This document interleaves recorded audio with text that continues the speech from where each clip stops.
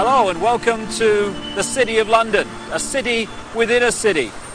People think about London as the great metropolis that we all know, but within it is something called the City of London.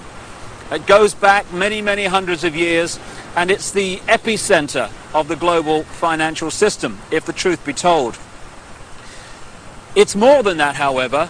It is the center of a global web of secret societies that control the planet today, and they come from a series of interbreeding bloodlines which you can trace back to the ancient Middle and Near East thousands and thousands of years ago.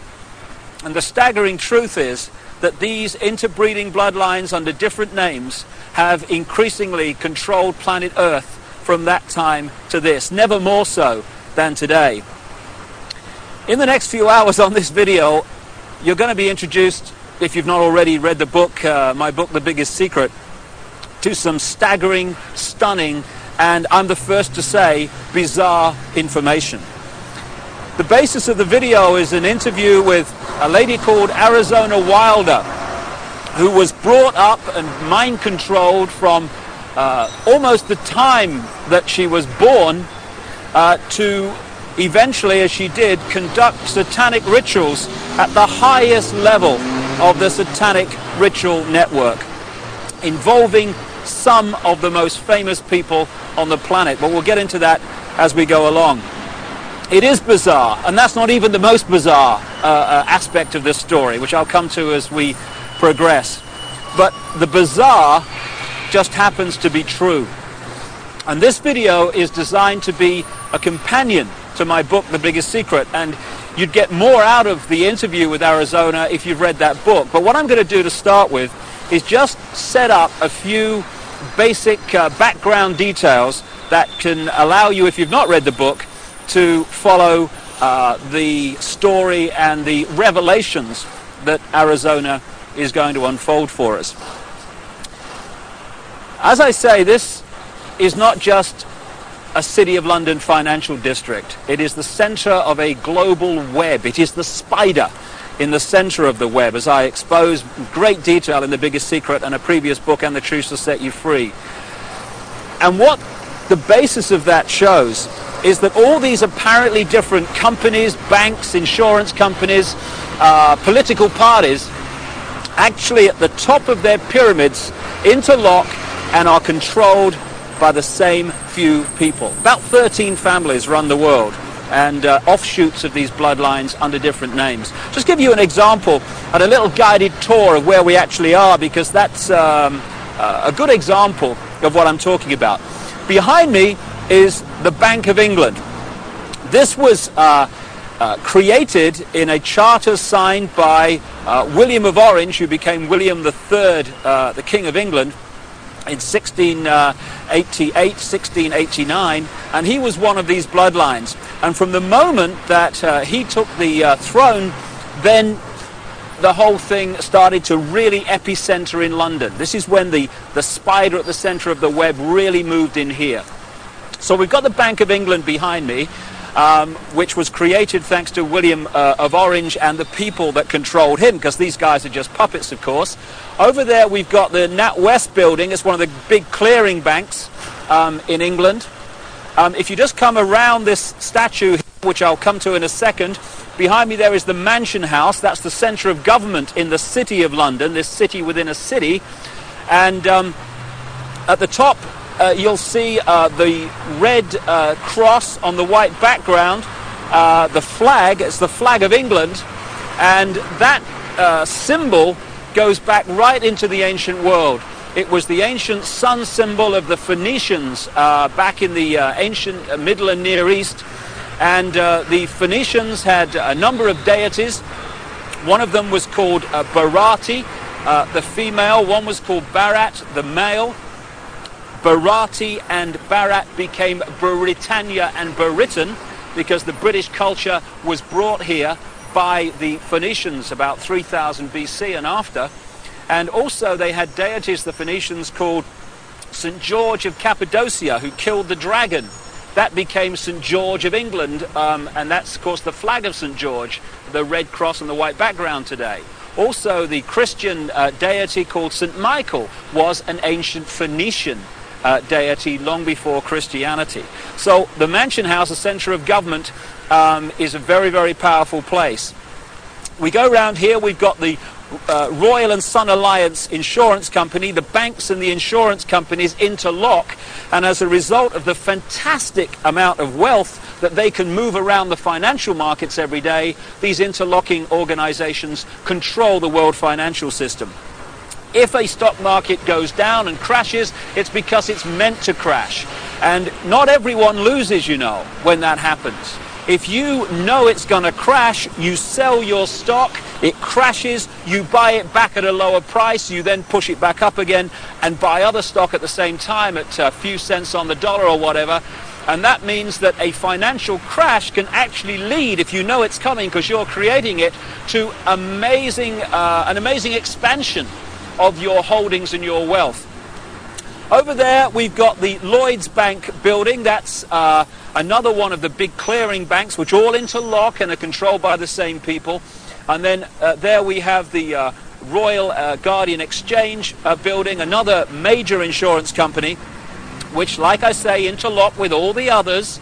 And then we come back to the Bank of England. Now, this financial centre, along with places like Wall Street, where the bloodline families interlock again, the same people run America as run Britain, as run Germany, etc.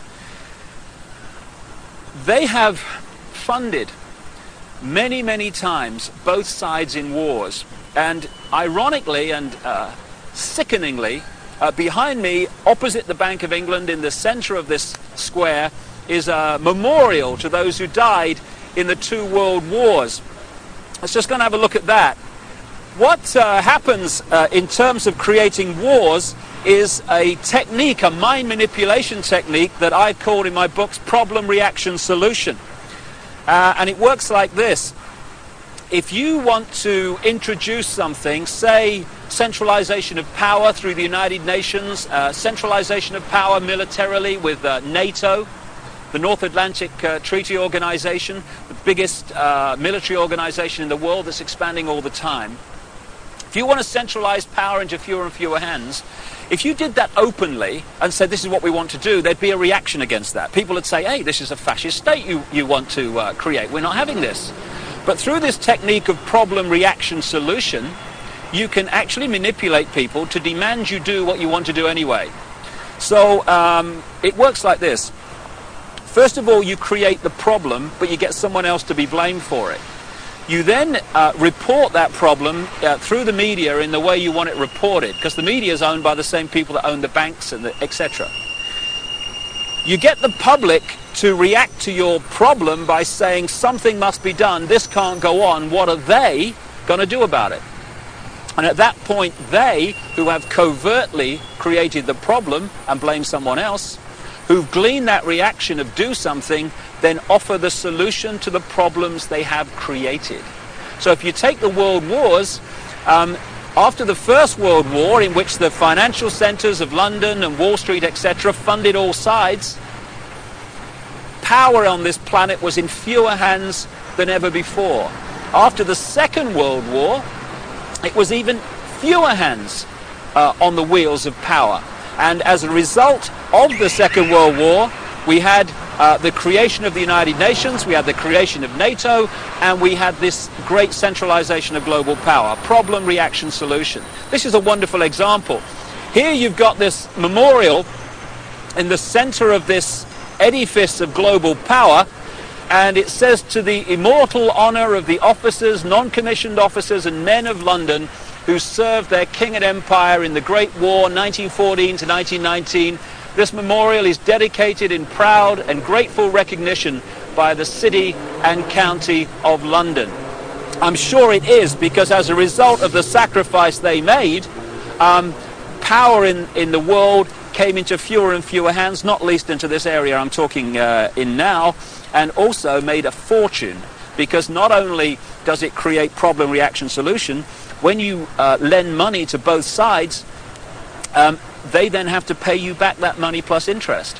When both sides have devastated each other's countries, they borrow more money from you so that they can rebuild their shattered countries. Therefore, power equals control of money in the world as it is today, and the control of money comes through debt, and wars create massive amounts of debt, therefore massive amounts of control. It says here, their name liveth forevermore. Total bullshit. People who are manipulated to fight wars are merely pawns in a game they don't understand. At the bottom here, it talks about the memory of those who died in the Second World War, 1939 and 1945. How ironic and how sick that that war was manipulated and funded to a large extent from this building here, the Bank of England. The governor of the Bank of England at that time was a guy called Montague Norman, a very, very close friend of Hitler's banker, and it was the Bank of England, Wall Street, and the transnational corporations which had German subsidiaries, not least the Rockefeller Standard Oil in America. Rockefeller's another one of these bloodline families, along with the Rothschilds and others.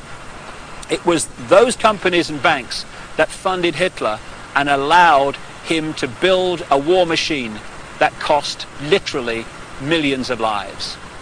And before we move on and expand this story, on the other side of this square is another very appropriate statue. It's of the Duke of Wellington.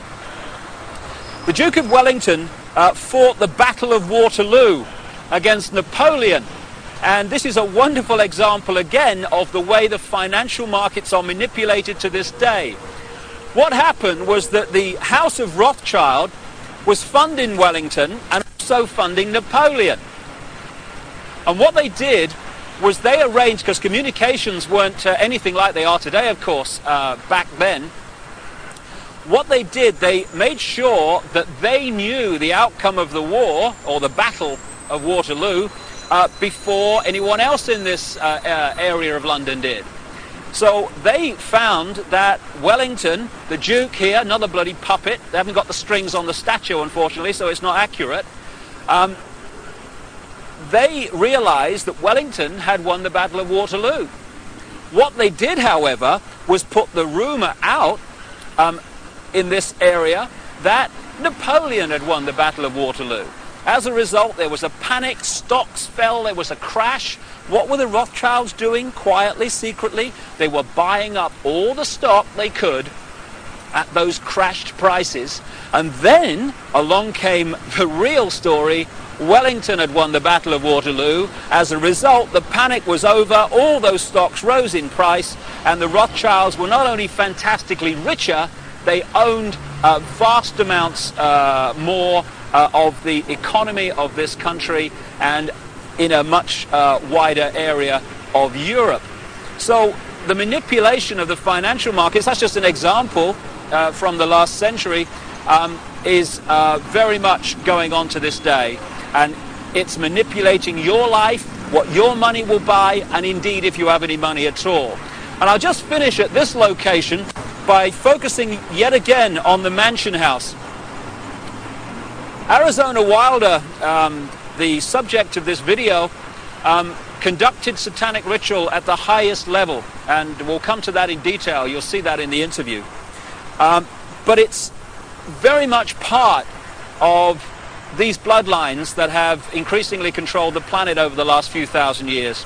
When you follow them through from the ancient Near and Middle East up into Europe, where they became the European aristocracy and the royal families of Europe, or royal family if the truth be told, because they're just the same bloodlines under different names, over to America and into the modern world, one thing follows again and again: human sacrifice, satanic ritual, blood drinking, and all this stuff. And I've talked to a number of people who have seen these rituals in the City of London, who have been subjected to some of them.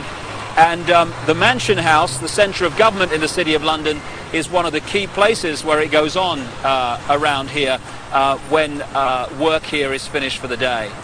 And satanic ritual is very much part of the next topic I want to raise and talk about at another location, and that's mind control. A few can only control billions and the direction of their lives if they manipulate the way we think and manipulate the way we feel. Only by doing that can they control us, because there's not enough to do it physically.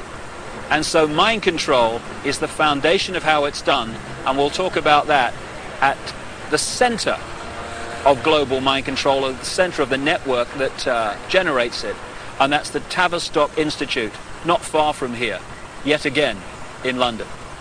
Well, we're now just a short drive from the City of London, next to this very appropriate poster, Very Bad Things, and I'm on my way to the Tavistock Institute.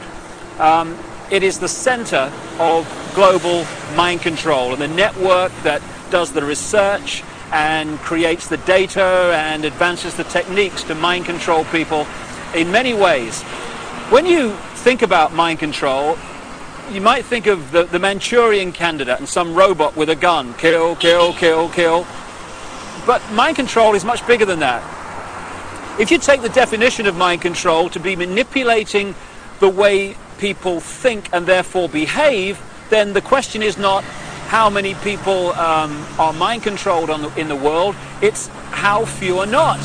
Because every time you read a news story which is slanted to get you to see the world, a person or an event in a certain way, and you accept that slant and take it as truth, you're being mind controlled.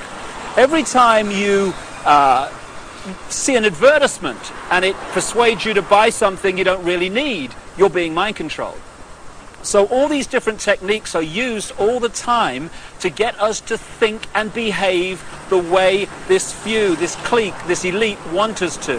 Problem, reaction, solution, getting us to react to events and demanding solutions, the solutions the elite want us to demand. That's also mind control. So mind control is a vast, vast subject. And you know, in the streets of the cities of the world, or the towns of the world, you get these people with the clipboards that are asking you questions called opinion polls.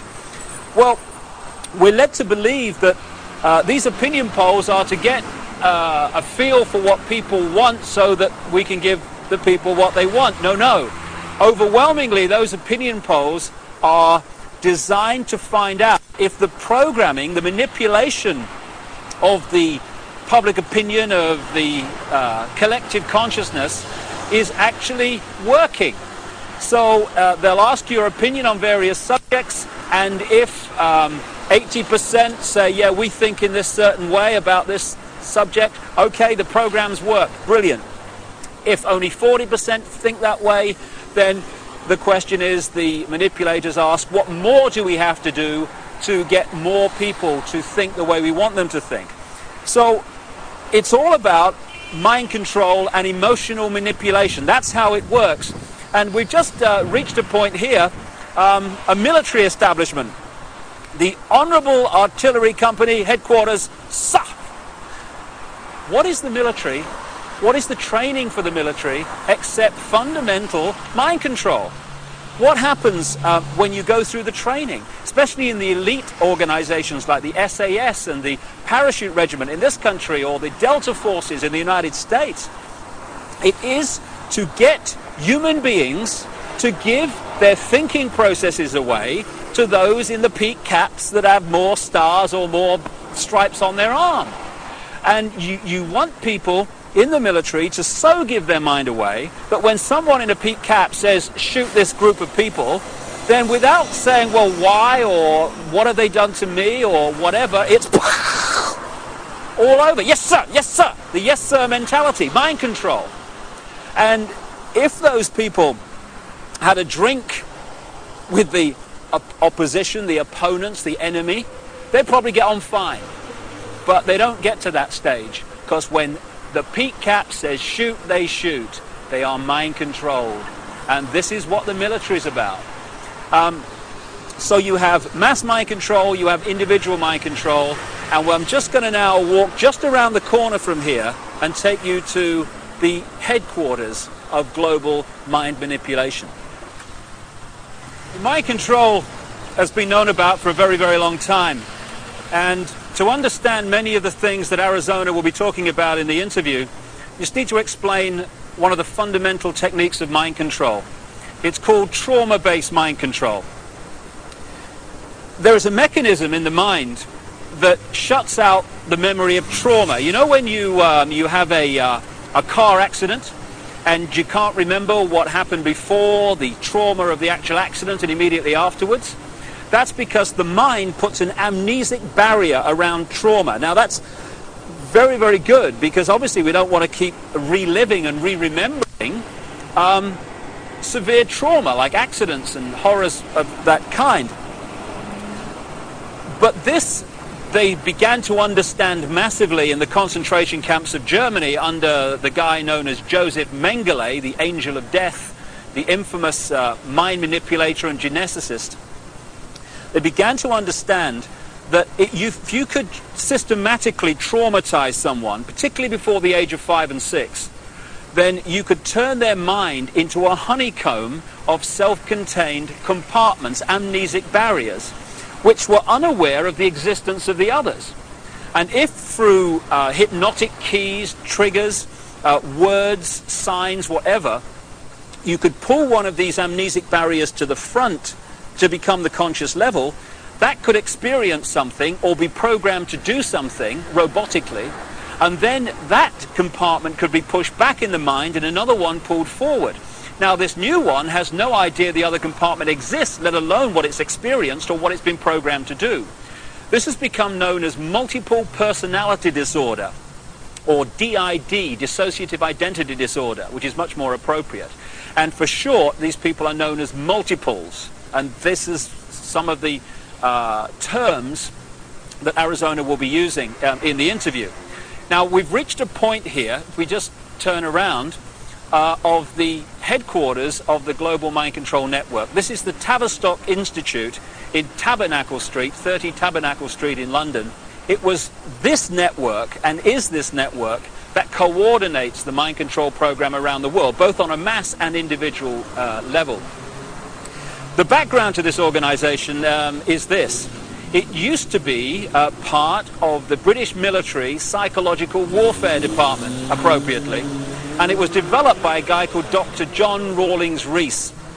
And other parts of the network were established around the world. Stanford in America is one of them.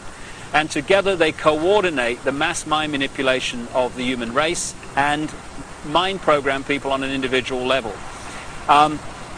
Just to give you an idea, these mind control people are overwhelmingly those that do the assassinations. Why is it always a lone nutter that's responsible for assassination? So people say, oh, he was just a nutter. No conspiracy, no more investigation necessary.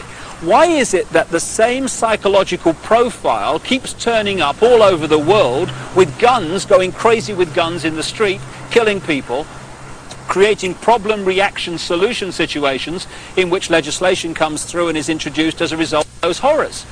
Interestingly, Martin Bryant, the man who went crazy with a gun in Port Arthur, Tasmania, just happened to be treated by a guy called Dr. Eric Cunningham Dax. Now, Cunningham Dax was the Tavistock Institute representative in Australia and a close associate for decades of Dr. John Rawlings Rees that sent the whole thing going. So when someone goes crazy with a gun or these horrific things happen, we need to ask the question, are they doing it from their own mind, or are they programmed to do it because of the effect of what they do? Now, Arizona Wilder was brought up from birth in these mind control programs, and her programmer was Joseph Mengele, the angel of death. And when he eventually died in the late 80s, because the subject of the programming becomes so attached to the programmer, almost worshipping the programmer, when the programmer dies, often the programming starts to break down. It did with this lady, and that's why now she's speaking out and talking in staggering detail about what she experienced and the people that she was involved with. People might find it hard to believe that Joseph Mengele was in the United States and South America after the war, but there was a British intelligence, American intelligence operation called Project Paperclip, which got people like Mengele and other leading Nazis out of Germany at the end of the war to continue their mind programming and to continue their genetic research and manipulation in America after the war, in the United Kingdom also. So this is some important background to this Arizona Wilder interview, but it's not even the biggest secret. The biggest secret is even more bizarre than that.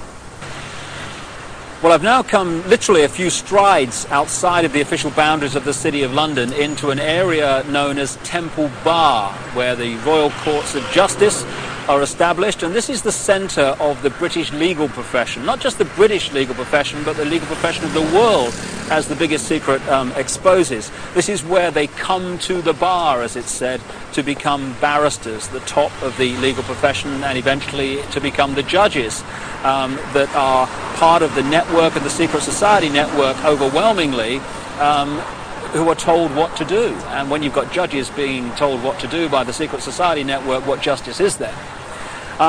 Temple Bar is named after the Knights Templar, one of the secret societies in the ancient world that I talk about in my books, and they were part of this network, and their successors are continuing that manipulation and agenda to this day.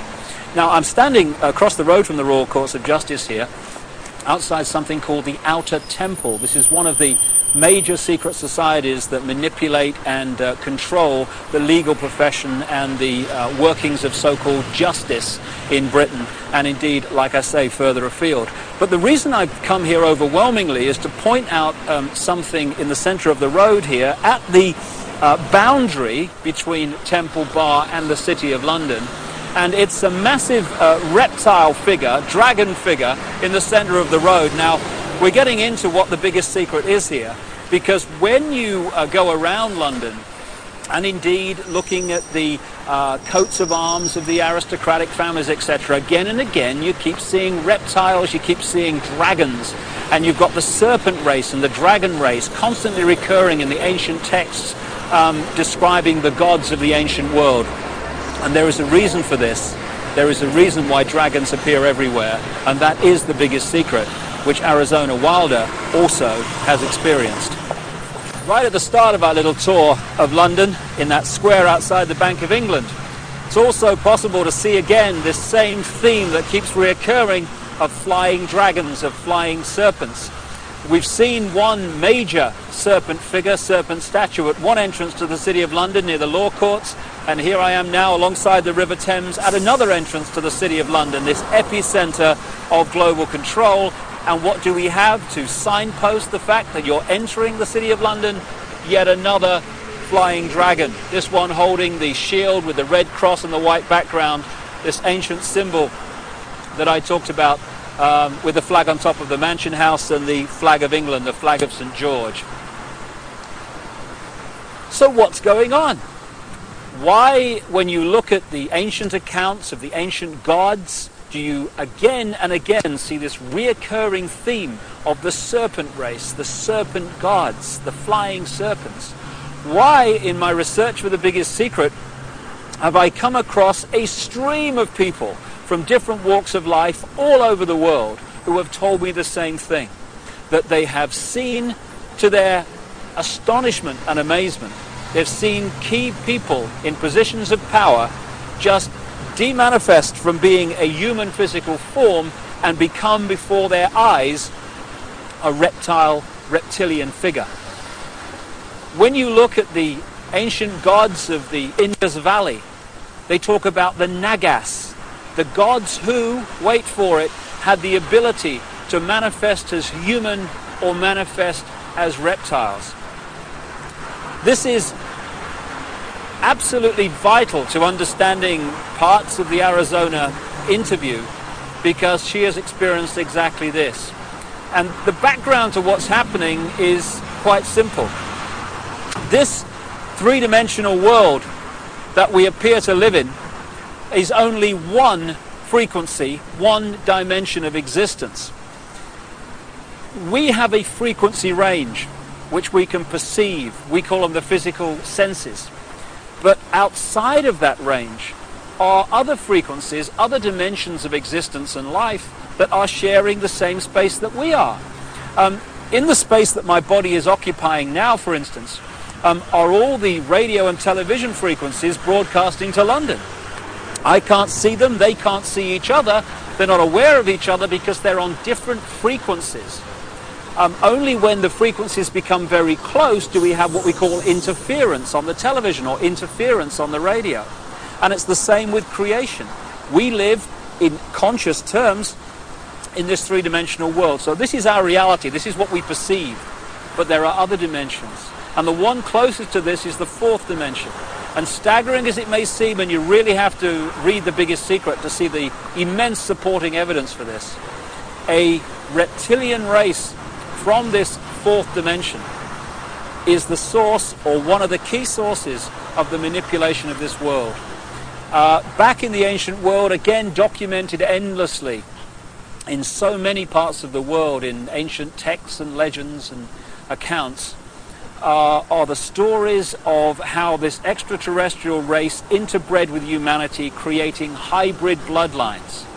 And when you do the genealogical research, you find that it is these human-reptile hybrid bloodlines that actually have occupied the major positions of power through the history of the last few thousand years, and today are in the key positions of power, running the banking system, the business system, the politics, the military, etc.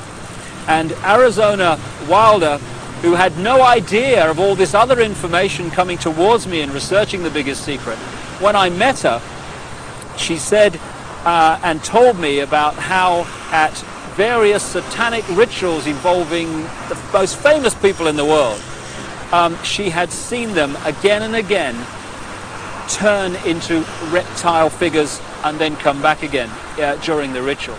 I got a call from the head of an organization in America called Parents Against Ritual Abuse, who told me again from her experience how many of her clients who had been subjected to satanic ritual had reported the same story of how the participants had shape-shifted, as the term goes, from human to reptiles and back again during the ritual. And one of the key areas, one of the key families identified by Arizona Wilder in her accounts is one not too far from here, and it's very famous indeed. And that family and that bloodline live here, or at least partly live here. Buckingham Palace, one of the many palaces and homes of the British royal family, the House of Windsor. They're seen as bastions of the establishment, the British establishment, but in fact the Windsor bloodline is not British at all, it's German. It's really the House of Saxe-Coburg-Gotha. And on Prince Philip's side, the husband of the Queen of England, he's a Mountbatten, which is really Battenberg. Again, another German line. In 1917 they changed the name from Battenberg to Mountbatten, from the House of Saxe-Coburg to Windsor, because at that time, you may recall, the German nation and the British nation were knocking hell out of each other in the trenches of northern France. And it was good PR from the British royal family's point of view to just change their name to sound more English. And this is just the farce and the facade behind so much, or behind which so much goes on. However, most people, if not almost everyone on the planet, would find the fact that the House of Windsor are one of these reptilian-human hybrid lines that shape-shift between human and reptilian form to be utterly, devastatingly ludicrous and unbelievable. I understand that. But the truth, the real truth, often is. And Arizona Wilder, in the interview that's coming up now, is going to talk about her experiences of seeing this happen. Well, I think that's all you need to know and appreciate to understand the kind of information that Arizona Wilder is going to reveal to us now, except one thing. Across the millennium years is crunch time in this whole agenda, crunch time for the human race. This is the time when this network of interbreeding bloodlines wants to bring in its global fascist structure of a world government to which nation states would be administrative units, of a world central bank and a world currency, a currency that wouldn't be cash, it would be merely electronic, for which there are fundamental implications for human freedom. and also the World Army, which is designed to be NATO, expanding and expanding as it is now, of course, to become the fully fledged World Army, World Police Force. And underpinning that little lot is designed to be a microchip population, in which we are microchipped with our financial details, our medical details, etc., etc. And that would allow not only electronic tagging, people knowing where we are all the time, it would allow the external manipulation through this electronic means of our mental and emotional processes. This will happen unless the human race wakes up and wakes up fast. And to do that, we need to understand what's really going on.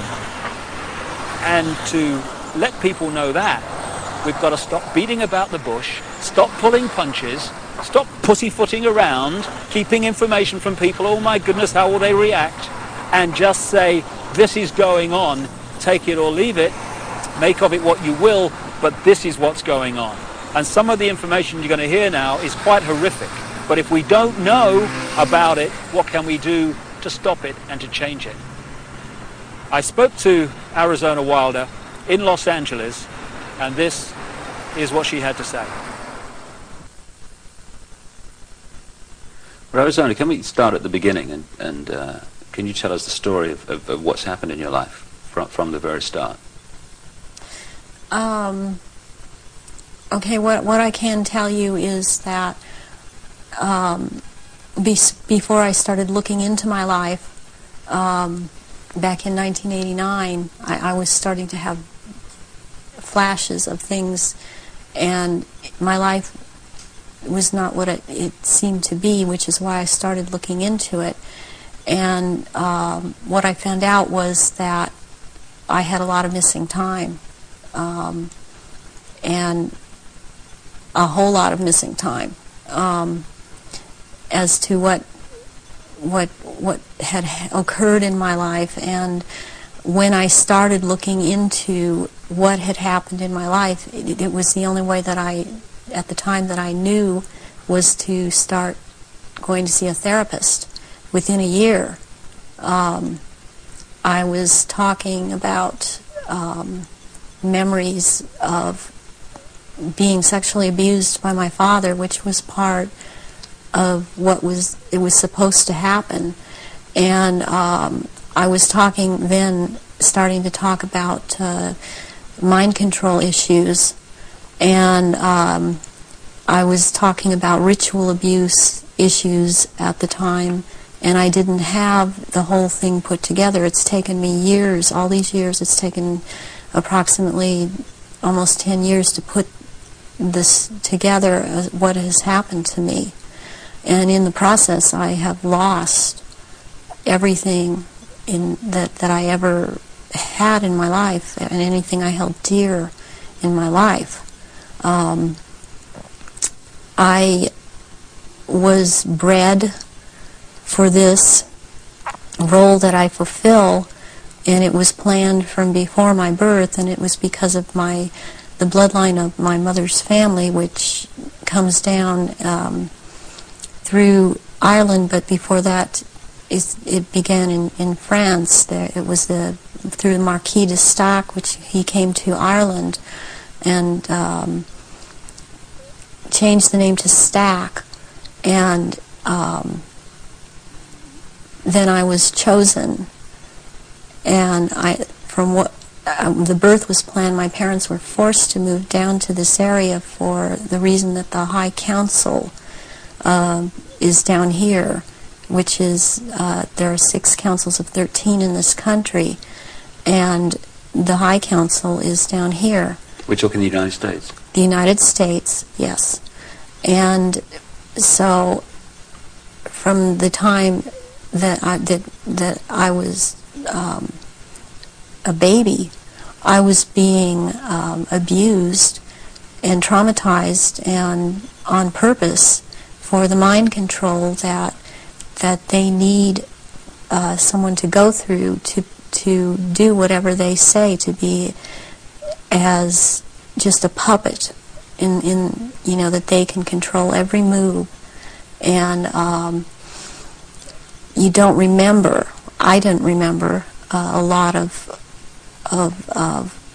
things, because I have, as a result of all of this mind control, split off many parts that all hold memories, hold feelings, hold programs, hold information, and I've been working very hard to pull all of that up.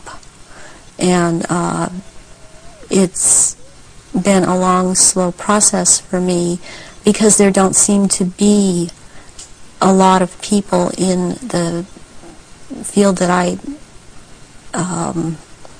only felt was the only way I could go was psychiatric and psychological. They don't seem to know what is really going on, and I believe that a lot of them are afraid of being sued should they suggest something, and so they cannot lead or suggest. And it's been a process of me having to trigger myself to remember, and be around people that can help me with that can't really be touched by the False Memory Syndrome Foundation. So what happened? You say you were abused as a child as part of this compartmentalizing of your mind. What went on after that, as you got older? Well, they start with wanting to make you an obedient slave at first, and so they do a lot of sensory deprivation, they do a lot of sensory overload, and they switch between the two, and they do out-and-out torture. They take a small child and they electroshock. In my case, it was electroshock to the brain, and they would take away my chance to sleep. They kept me awake for many hours at night, would not let me sleep. And I was also told things, as this was before the age of 5, I was told things such as, they would make me drink water, and they would say, if you pass urine, you're going to have to drink it. And they would make me drink it. And if you have bowel movement, you're going to have to eat the feces, which is also what happened to me. And then they would play, there was a programmer that was programming me, a very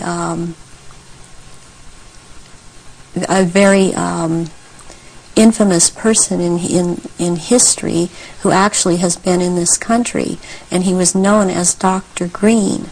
Who he actually was Dr. Mengele, Joseph Mengele, from the concentration camps in Germany, and he stayed a lot at China Lake Naval Weapons Station out here in Southern California, in the desert area.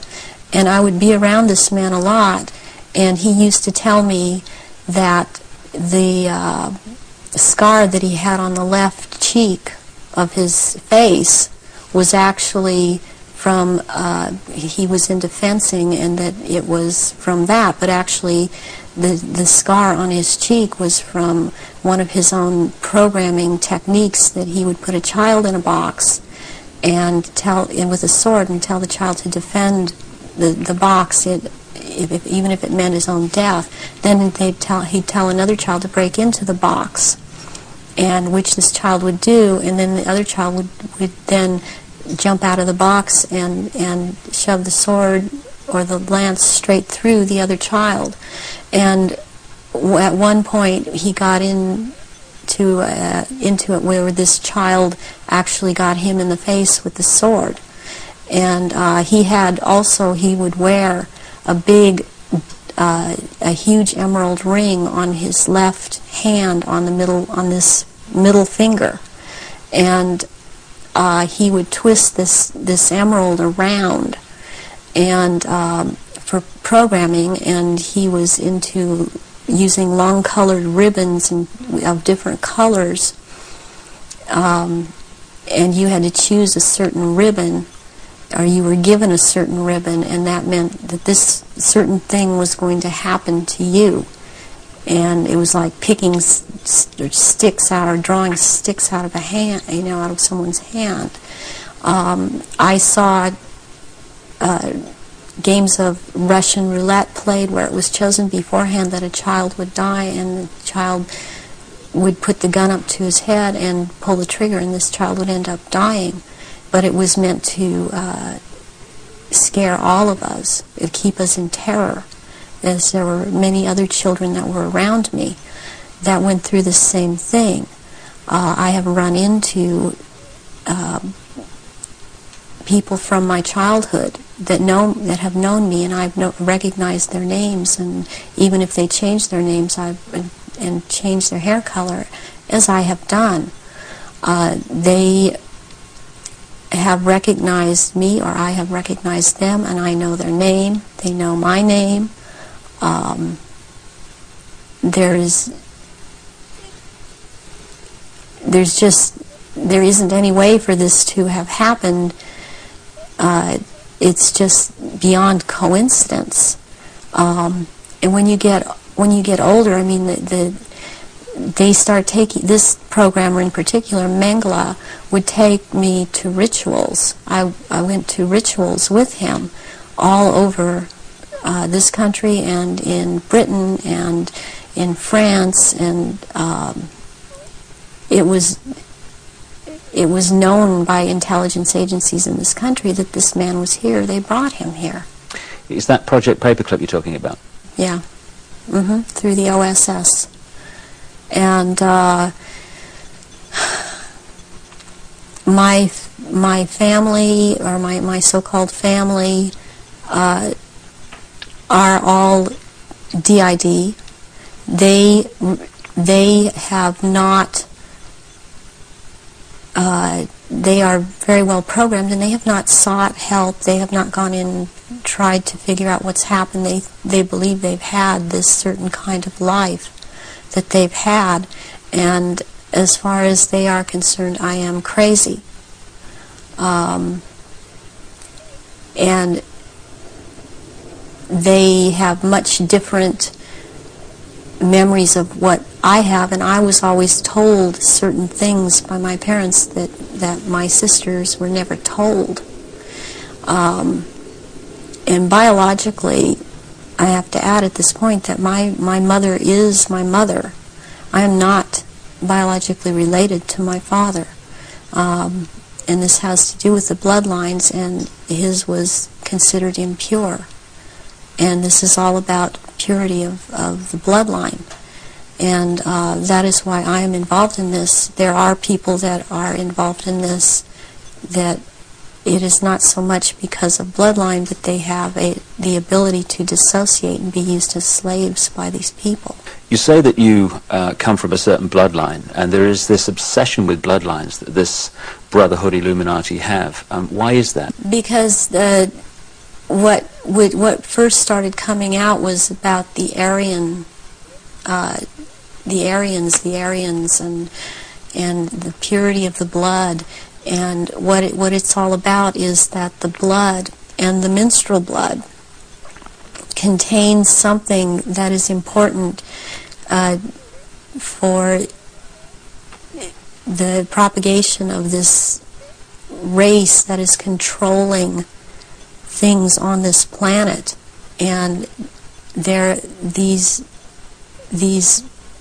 people that are in the organization that the Council of 13 is under, and they have something called the Grand Druid Council, or the Octagon, they're called the Illuminati. And the Illuminati are actually run by these 13 bloodlines, which are all of the royal families in Europe and in England. And they need the blood because they are, in fact, not human. They take human shape. They are reptilians.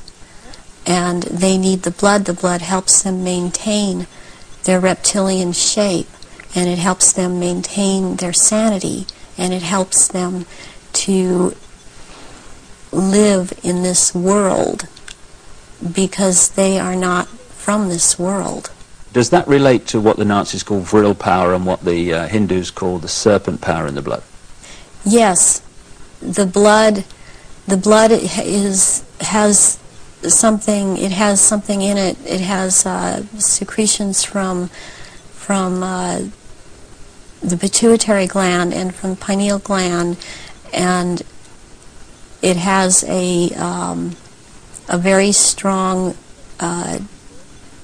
drug in it that they also, I mean, this is the one that keeps them from going crazy, and it's like heroin or like endorphins, and it's much stronger. But what they need is, for it to be secreted in the blood, is they need terrorization of their victims before they are killed for their blood, or if a young woman is beginning to menstruate, they need the menstrual blood, and they have to terrorize them to get this to come out in the blood and be secreted in the blood. Is this the what other people have told me about, that at the point of great terror, like the point of sacrifice, there's an adrenaline that enters the bloodstream? Is this what they're looking for? Yes, that and this other element comes and secretes out through the blood. This all comes out through the blood at that time, and it's at that point they are actually staring into the eyes of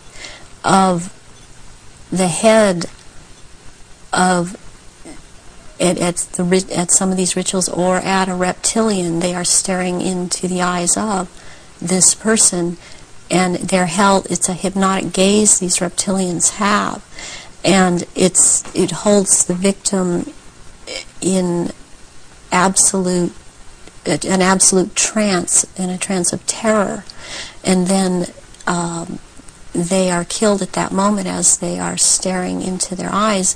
And not only do they can't hold their shape when this happens. The human shape they cannot hold. They go back into reptilian shape as this is happening, because it's like an animalistic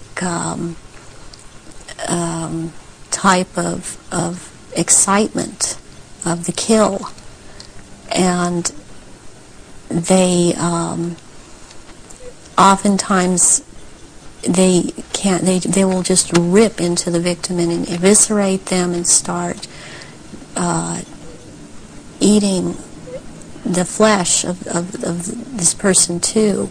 And the fat from the intestinal area is highly valued, as they use it on their skin. And they will drink the blood, and the blood is highly sought after, and it goes according also to rank within these creatures, as to who gets what when. And their sacrifices have increased in the last, it started increasing in the early 80s. The amount that they were doing is increased. And they use a lot of druidic holidays to do this, but they have other days too. They've mixed all of these satanic and what are called satanic holidays and druidic holidays, and in order to have these rituals, which ritual seems to be important to them. But they also use it in order to drink this blood, but they seem to need more. Have you any idea why it's increased since the 80s? So there are changes going on in the earth. It seems they're not able to hold their shape like they once were able to, and people see them shapeshift more and more, and they need the blood to try and maintain it, to try and maintain their human form. I believe there's a time coming that because of what I've been told, when they are not going to bother having to hold that human shape at as they had to before. And they want that time to come. It's almost upon us. So when you're talking about the fact that the veil is lifting on these reptilians so that people can see them far more easily and far more often, does this relate in any way to the fact that there is this desire to bring in this rigid structure, including microchipping and many other things, across the year 2000, which has become known as the New World Order? Is that coming in because it is known that the people are going to see what the game is and there has to be control of the people at that time? Yes, it's very connected. I started talking about the New World Order back in 1990, and I was very psychologically and physically affected so much by what was coming out. I wasn't watching television. I was not aware that certain individuals in this country, George Bush, were talking about the New World Order. I was talking about it because that is what was coming out, and knowing that the first time that inside of myself that I'd heard it was in conjunction with the Nazis, and that came from Mengele. And I started realizing that there was something going on, and then it scared me. And I didn't really look into it for years, but I was being harassed constantly. I was being told. At one point, I had someone telling me that I was being, and who was ex-Army intelligence, ex-CIA, telling me that I was being monitored by the National Security Agency. And I didn't have the whole story then, so I did not totally understand why this was happening. But yet I was being followed by cars or vans that said G12, G14, and in this last year, which has really been very hard, I've been followed by G41 vans, and I had to find out what those were, and that is naval intelligence. But this whole thing is going towards around the year 2000, and when they are going to establish themselves openly as a new world order, and it's headed toward that, and that's what everything is being prepared to or prepared for. And I have actually got I've got a sleeping program right now to return, because I've left, but to return for that time, and it's called End Times Programming or Janus Programming. And Janus relates back to Nimrod of Babylon.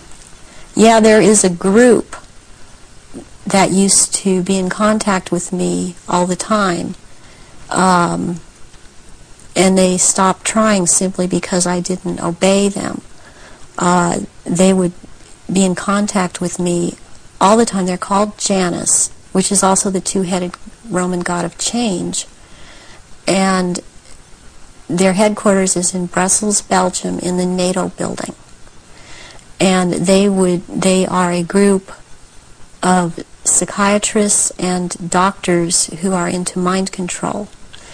And they are one of the many groups involved with the Illuminati.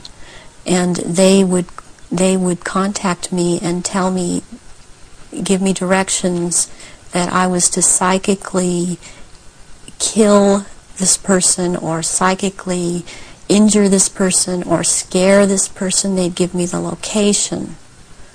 And I started questioning this, and I had a contact who since has seemed to have disappeared because she couldn't get the funding, and I had called her about this group, and she's the one that was the ex-CIA, ex-Army intelligence person, and she knew about these people, and she said, yes, you're right, this is what is going on. Your experience being brought up in this Illuminati environment, were you ever told anything about where these reptilians came from, and what is the history of it all? I was made to learn through Mothers of Darkness, which is a certain aspect of the organization, because that was an early part of my training, the history of what was the Illuminati on this planet. And what I learned was that the Aryans originally were from Mars, and the reptilians came to that planet they came from another place. They came to that planet. They came to rule because they wanted to mix, so they said, with that race, and but they became the overlords, and the Martians or Aryans were seeking to escape from it. They went to the moon and then were there attacked, and they then went to Earth and established culture here on Earth approximately 6,000 years ago. And at that point in time, they were doing well, and they were mixing with the indigenous population of this earth. They were getting along with. And then about 4,000 years ago, the reptilians arrived here and again began to take over. And they instilled themselves in different places underground in the earth, and also this one part of them, the ruling part, took over and became involved in the politics and in the religion, and started controlling through these means at that point in time, and using the gods and deities that were believed in on this planet, started infiltrating into that and becoming that, and things started, blood rituals started happening, and since that time, that is the way that it has been. And presently, they claim to come from a Merovingian bloodline. They are all of there are 13 bloodlines in Europe that all of what are called royalty are developed from or come from, and they include the Aryans in this, and there's been a big push in this century. For example, when Nazis came into power, the fascists, talking about the purity of being pure and staying, the Aryan bloodline staying pure, and what it actually is all about is keeping the blue-eyed, blonde or light red-haired people, the bloodline's pure because it is more powerful, and what is in that blood for these reptilians is more powerful, and they need that. And when you start mixing it with people that were indigenous to this earth, then it is not as powerful. It has nothing to do with someone, skin color or nationality. It has to do with keeping the bloodline pure for their use. So blonde-haired, blue-eyed people are the purest from the reptilians' point of view, and that they want to keep that bloodline pure because of how they need to use it. Yes. When I realized that it had to do with blonde hair and blue eyes, I could not do anything about my eyes, and I am not able to wear contacts or I would have brown eyes. But one thing I did do was cut my hair off, because that was part of the rank I was. My hair was down to my knees, and I colored my hair darker. And there were times after I did cut it off, they had gotten to me, and so the hair would be light red. But that is being in compliance with them. And I did not want to be in compliance to them. I want to expose them, and this is part of it. And I won't be what they want me to be.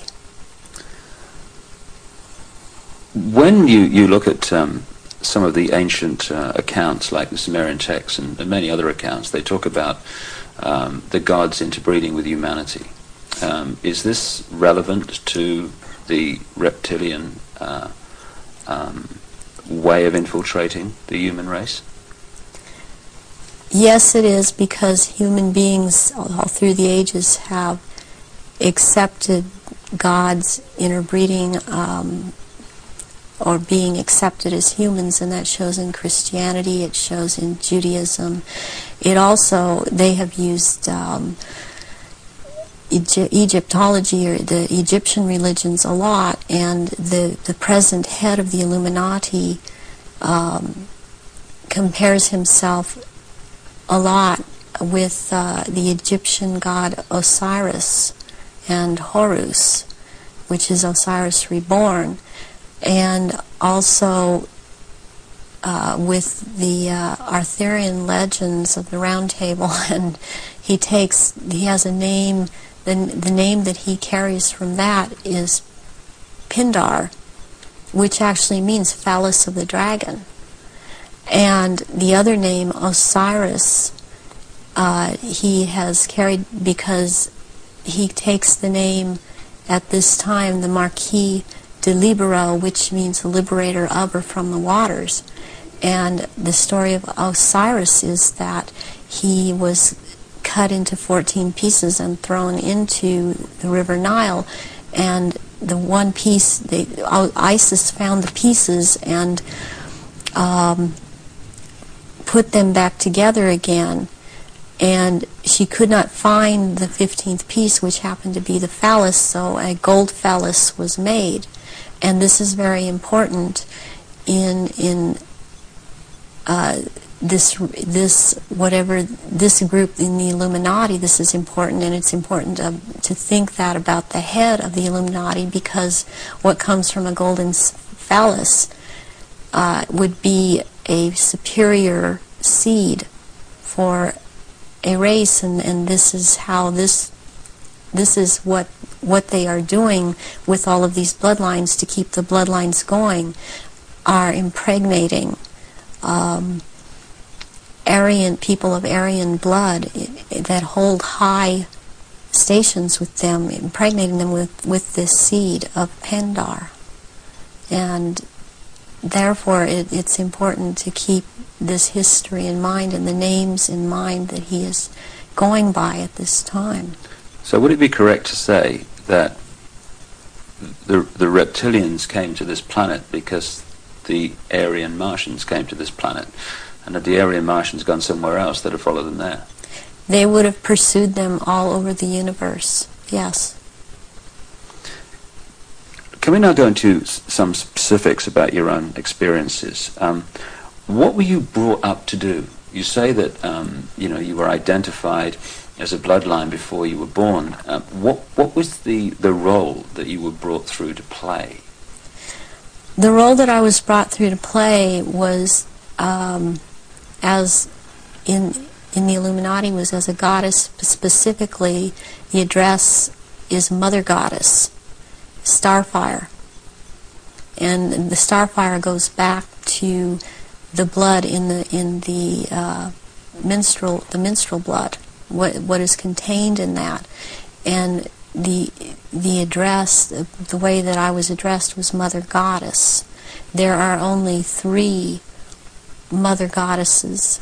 There can only be 3 at a time on this planet, and there is a male equivalent of which there can be only 3 of them.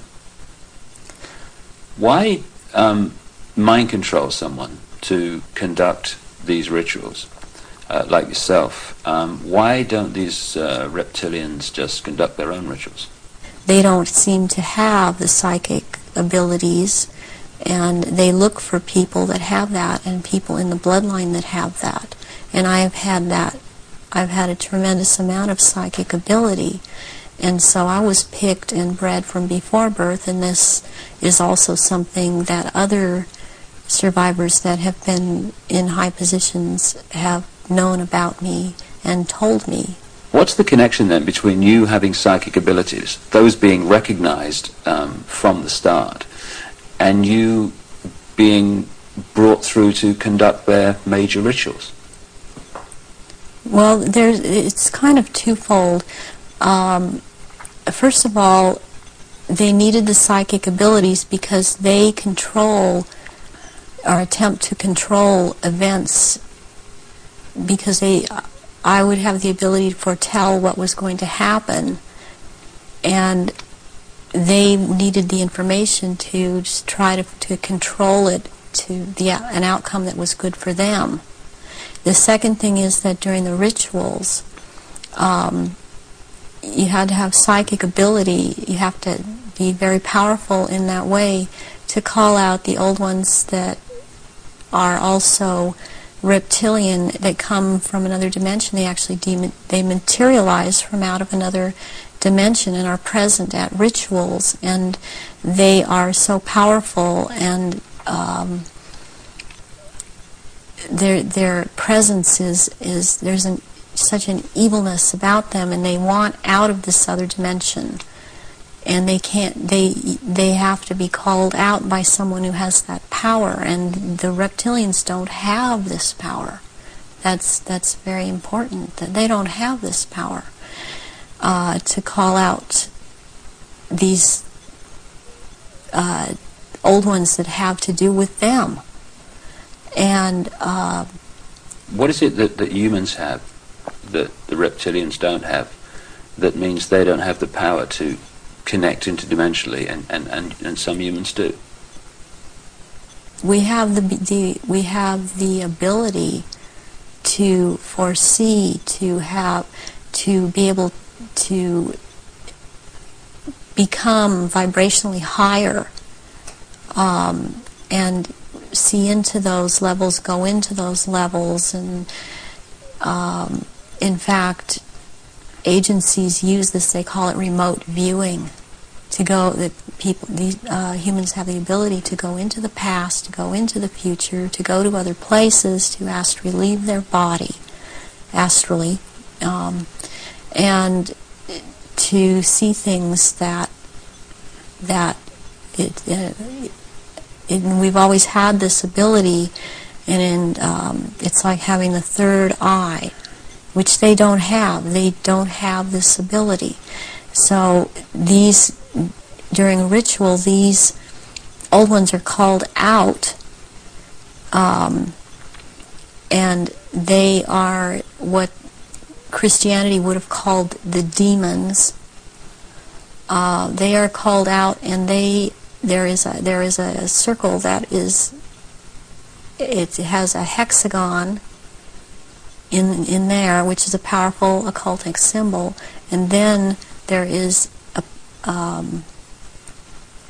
pentagram, and then there, in the middle of that, there is a triangle, and if you're the one calling them out, then you stand in the triangle so that you're not devoured or taken by these creatures that come out. That creates an energy field around you which they can't penetrate. They can't penetrate it, and they cannot get outside the pentagram.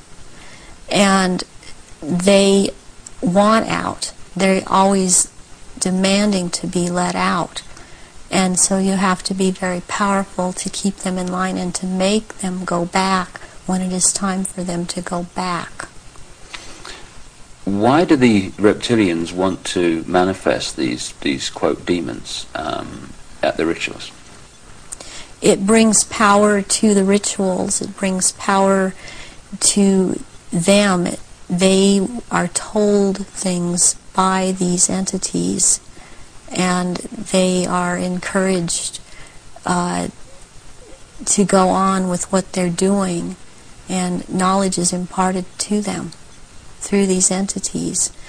but it takes a person with the ability to bring them out and make them answer, because they don't want to cooperate. They have to cooperate when the right person has control over them. And that's to do with that person's energy and ability to use Right. energy. Yes. You talked about the Aryan race coming from Mars. One expression of it seems to be very clearly what we call the Phoenicians. The Phoenicians had two deities, St. George, which became a British deity, who defeated the dragon, which seems incredibly symbolic, and also St. Michael, who, according to the legend, banished Satan, or this negative force, into the abyss.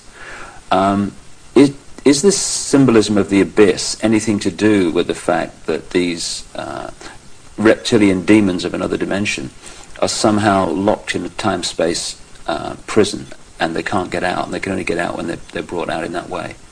Yes, they want out of that dimension. They have been thrown into that dimension, and they can't leave that dimension. And that's actually what the abyss is about, is being in a different dimension. It's like something to do with the fourth dimension. And before I even knew, for example, what I was saying, or I realized what I was saying, I would be saying things to my therapist and other survivors that the fourth dimension was a dimension to stay away from. Not at that time understanding the whole thing. Why do these rituals take place at certain key times of the year, and so often are related to the phases of the moon? Because the moon has an influence on this planet, and also the sun. These also take place during different things that go on with the sun, but the moon it's kind of a really very cyclical thing with the moon. And it takes place on full moons, new moons. It has to do with the current religion, or what they're using, the Druid religion that they've taken and used. They still hold on to the Egyptology type of religion. They hold on to the Druidism, though, and they're currently calling themselves Druidic or Druid. And Druidism is tied in with the cycles of the moon, on which it has to do with planting, sowing, and harvesting, and there are so many days that they can use from this to their own purpose and their own end, that they bring it about. There's a lot of ritualization with Druidism, and they love ritualization.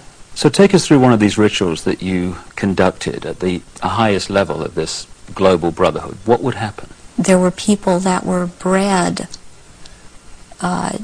from birth. They were bred to be ritual sacrifices.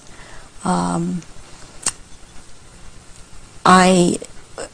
have a problem with what they is said a lot today, especially by the False Memory Syndrome Foundation, that how could all of these people disappear, or how could all these babies be born? I worked with a nurse midwife. We did home births, and it's very easy not to register a child when it's born.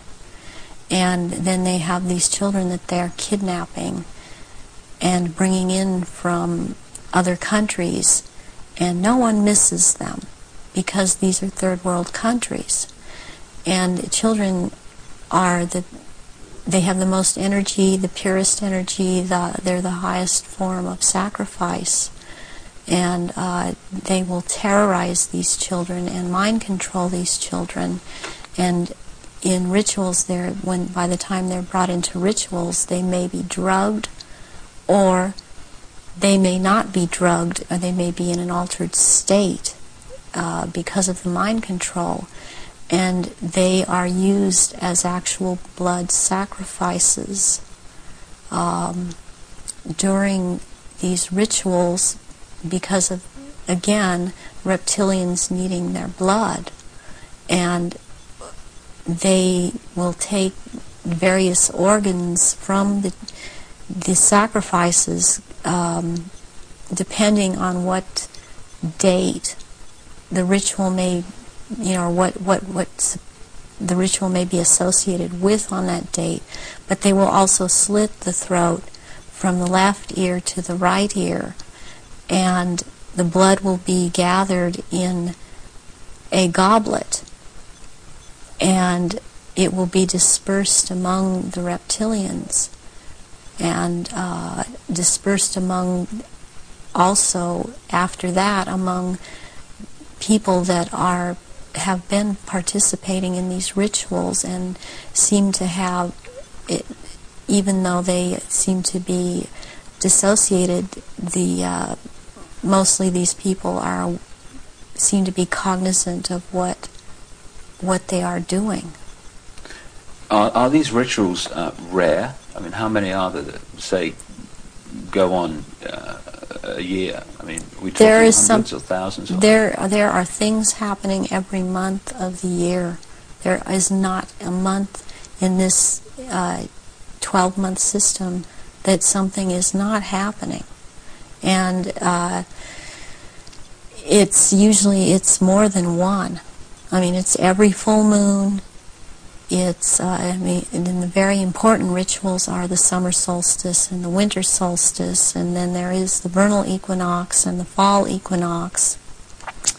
And there is Samhain, and there is Beltane, there is Imbolc in February, there is Lughnasadh, which is in the beginning of August.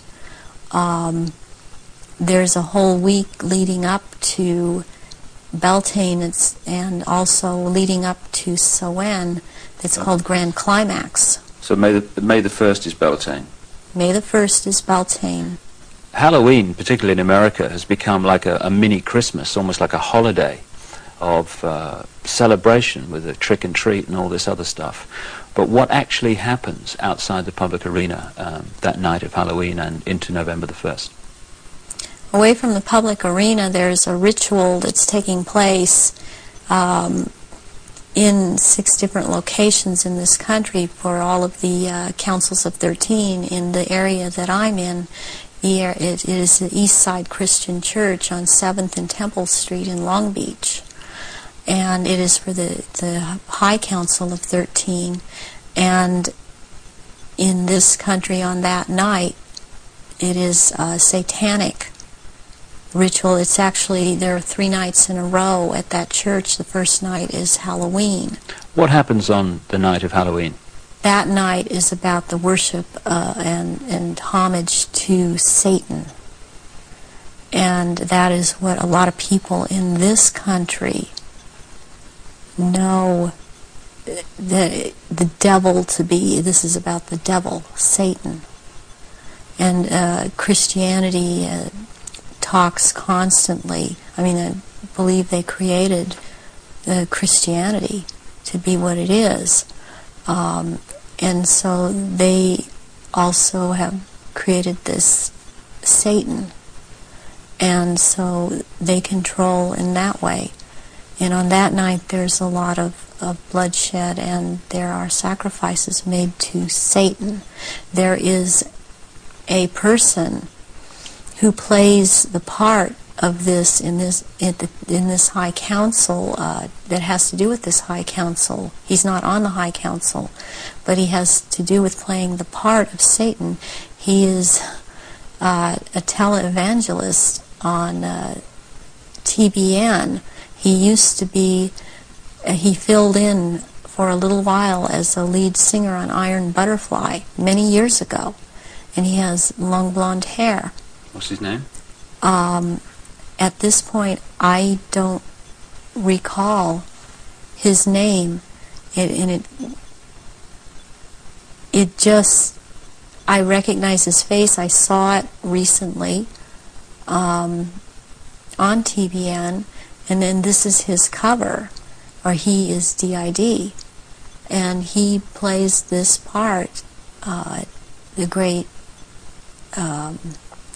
deceiver Satan, on that night, on Halloween, at this church.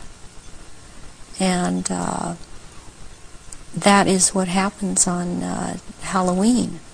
And I mean, what else I must say, what is going on with Halloween in this country? It's just becoming so popular. It is also to desensitize people to the whole thing, and even this backlash Christian movement that wants to call it the Harvest Festival. It does not realize that the Harvest Festival has to do with Druidic religion. And again, they are still doing the same thing and celebrating the Harvest Festival. That's what the Harvest Festival is about. Are many of the so-called Christian rituals, because that's what they are, or festivals or ceremonies, are they actually, to most Christians, unknowing representations of these satanic rituals? Yes, they are.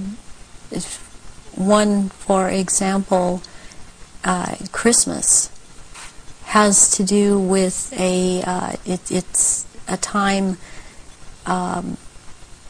it comes right after the winter solstice, which is a satanic or a Druidic celebration. It has to do, there's a day in there called that day which is not a day. It has to do with the killing of the old king and the birth of the new king, which is a Druidic day. On the 24th or the 25th at midnight, there is a ceremony that's specifically for children, and it's called the last bulb on the tree. Where does that come from? That is something that's used with children. It's part of programming them into the whole thing. And there were things that would happen to the child that hung the last bulb on the tree on Christmas Eve, as it was a common practice to decorate the tree on Christmas Eve, and the tree in itself is a phallic symbol, and it's paganistic. Christmas is based on pagan day, and back to Roman times, and Christians have given it, they think they have given it Christian meaning, and it means something else, and it does not. But there is the case with the last bulb on the tree that has something to do with what happened to this little girl, JonBenet. JonBenet Ramsey? Yes, JonBenet Ramsey.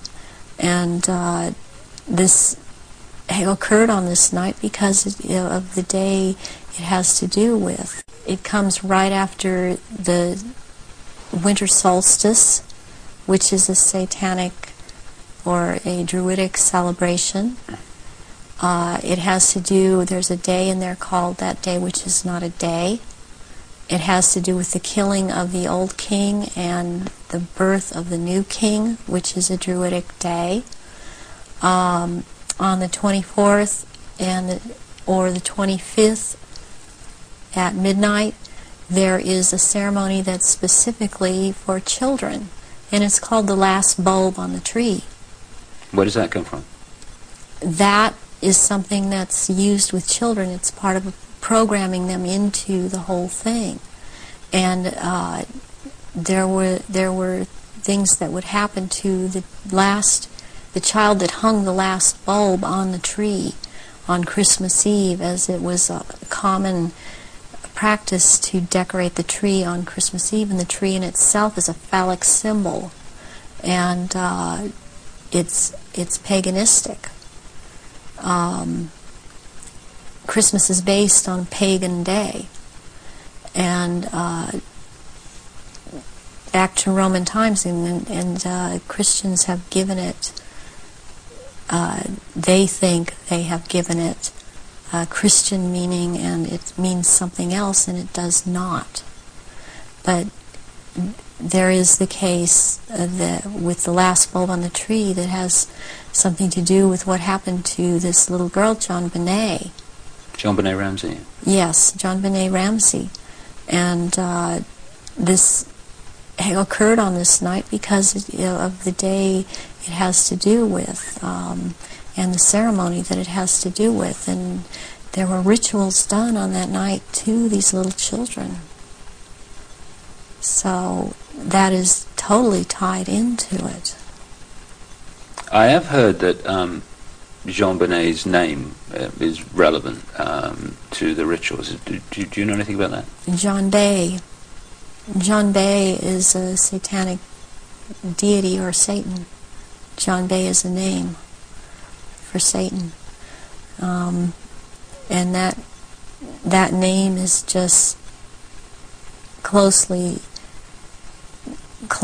tied in. It's so close, and I don't understand why it hasn't come out, and that I know of, it hasn't been talked about. But that is why she was killed on the day that she was killed, and her family, as far as I'm concerned, her family is involved in this, and that there's always a price to be involved in it. She was the price. This little girl lost her life. Can we talk about some of the famous names that people around the world would know who, in your experience, have taken part in these rituals that you've conducted? You say you've conducted them in Europe and the United States. Can we start with the United States? Yes, I have seen at rituals, I have seen George Bush, I have seen Madeleine Albright, I have seen Henry Kissinger, I have seen Ronald Reagan, and I have also, by the way, seen his wife, Nancy Reagan. I have seen Hillary Clinton before I knew she was Hillary Clinton at the time at these rituals. She is involved. The other people that I have named and are, as I have seen shapeshift into reptilians. I have not seen Hillary Clinton actually shapeshift, but she is involved. I have seen the two sons when they were young, the two sons of George Bush present at these rituals. Are these the sons that have become governors? Yes. One is in Florida and one is in Texas. I have seen, did I mention J. Rockefeller? And he shapeshifts. I've seen George Deukmejian and Ronald Reagan again, having been governor in California. There have been people such as Newt Gingrich. I saw, and I didn't know at the time that he was Newt Gingrich. I recognized that he was Newt Gingrich when Clinton came into power, and after he was, Newt Gingrich was then elected Speaker of the House. And I was horrified to realize that this man was also there. All of this has affected me to the point I don't vote. All of these people seem to all be connected to the Illuminati, and I don't feel like being part of having anything to do with them. Presidents like Carter and Ford and Clinton. And, I've seen Ford there. Gerald Ford. Gerald Ford, yes. Are they all reptilian bloodlines? I haven't seen Carter shapeshift. You've seen him at rituals, have you? Yes. Gerald Ford, I have seen shapeshift. And Johnson, also. Lyndon Johnson. Lyndon Johnson. Also, Dr. Joseph Mengele, who took me around to these rituals a lot of the time, was also a shapeshifter. And there were also people that there are people in the European countries that I've seen shapeshift and be involved. And this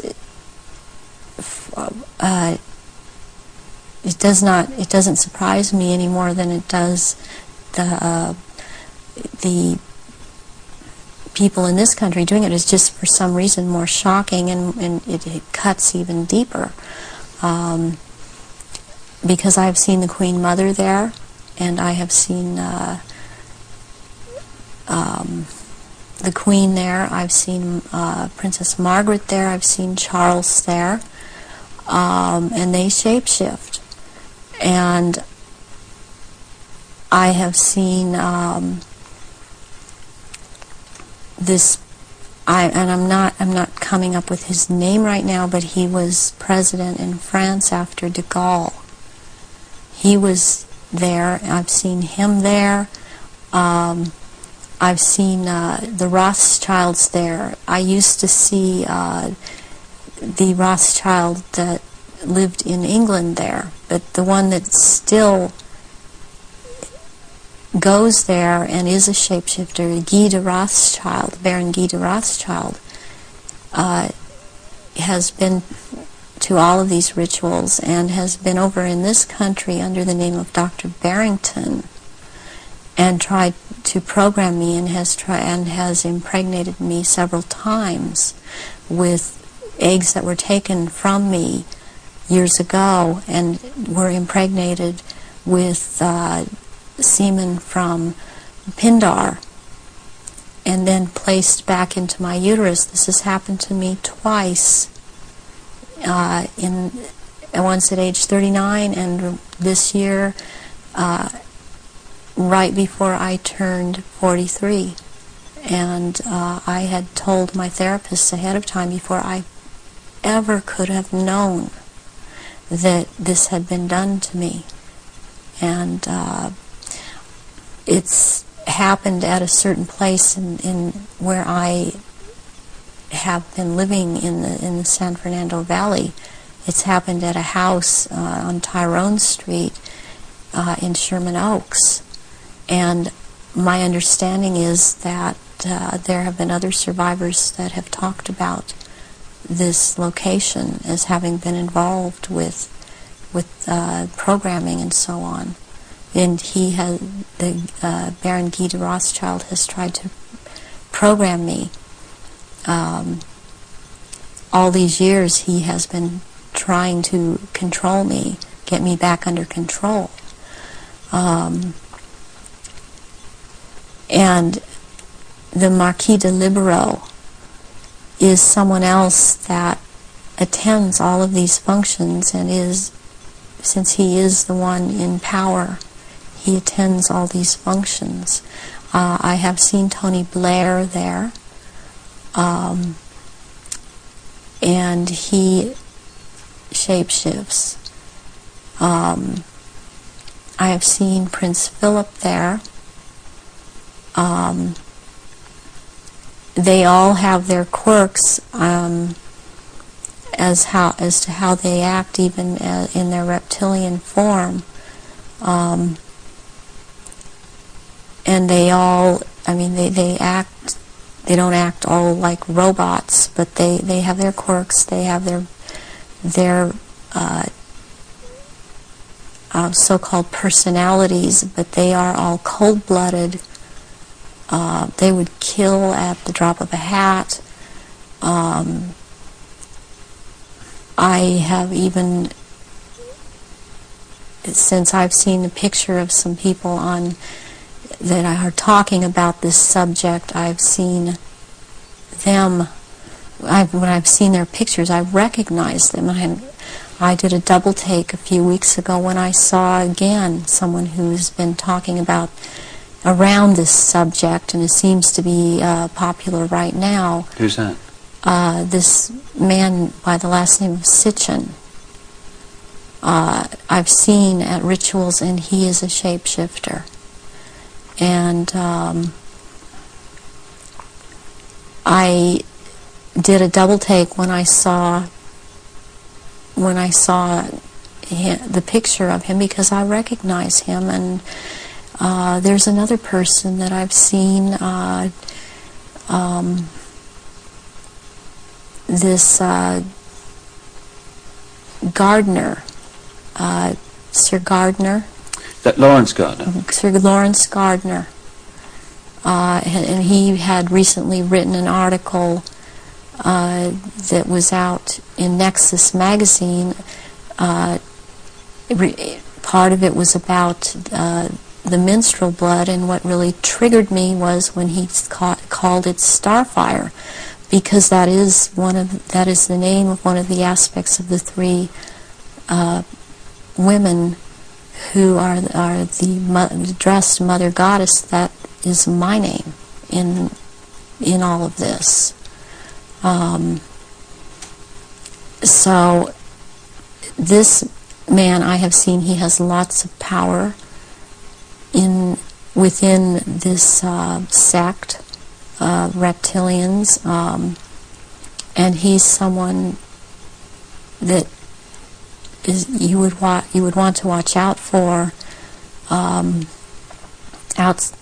outside of this too, as is this Sitchin person.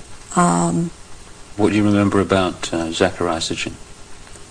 Zachariah Sitchin was someone in the rituals attending the rituals who was not a major player in as far as the rituals went, but was someone that others present did not make remarks at, or were very careful as to what they said around him. And he was talking about, he would be talking about doing away with people, persons that were in his way, or were putting out information that he didn't feel that he wanted put out. He is very much a disinformer, and that is his job, to disinform about what is going on with the Illuminati and with the reptilians. He actually warned me off from investigating the reptilians, interestingly. Where do the rituals take place that you've been involved in, involving the British royal family? Glamis Castle, Stonehenge, Balmoral Castle. I have reason to believe there's a church, and I think it may be Westminster Abbey, and there is a Mothers of Darkness castle or chateau in Brussels, Belgium. They've been there too.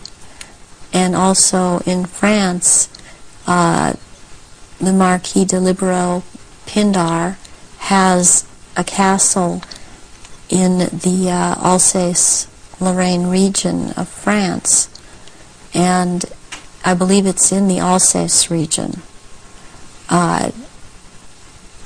that he uses, and there are certain rituals done at that castle down in the dungeon part of that castle, and there's an entrance down there to underground places in the earth, and there is a natural formation of rocks that kind of glow green, and they keep menstrual blood in that formation, and this green glowing from these rocks actually turns the blood a darker color, and it's called black blood, and it's used in certain rituals. But there are also, they keep small, there are smaller, less developed little reptilians that are kept down there. They're kind of pets. But one other thing that's also down there, there are eggs. It's like a nest of eggs kept down in that part where it's warm. It's very warm down there into this entrance, and these eggs are kept down there incubating, and they are the reptiles' eggs, and that's where they keep them. What are your memories of conducting the rituals for the royal family? What happened? What were they doing? One thing that sticks out in my mind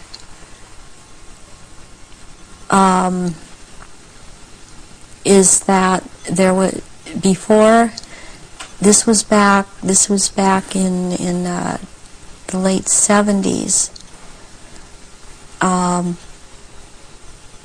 This was before Charles was married to Diana. He was involved with Kamala Parker Bowles, and she does not shapeshift, but she became pregnant by Charles, and she produced a baby, and this baby was presented at the ritual and killed, and that is the price, the firstborn between these two, and eventually these two will marry, and that is the price that is to be paid, the sacrifice of the firstborn between a union of these two people. And I've seen that there. Something else that sticks out in my mind is that it was around the late 80s that I saw a very kind of dark man he was Arabic. It seemed to be Arabic or Egyptian, and I heard the name Fayed being mentioned, and the Queen Mother was there, and I called her the Black Queen, and she and he were talking very seriously and at some length about a subject. They were mentioning Diana, and they were mentioning his son, Dodi, and at the time I didn't know who Dodi was. I knew who Diana was. I never saw her at any rituals. Where did this conversation take place? This took place at Balmoral Castle. And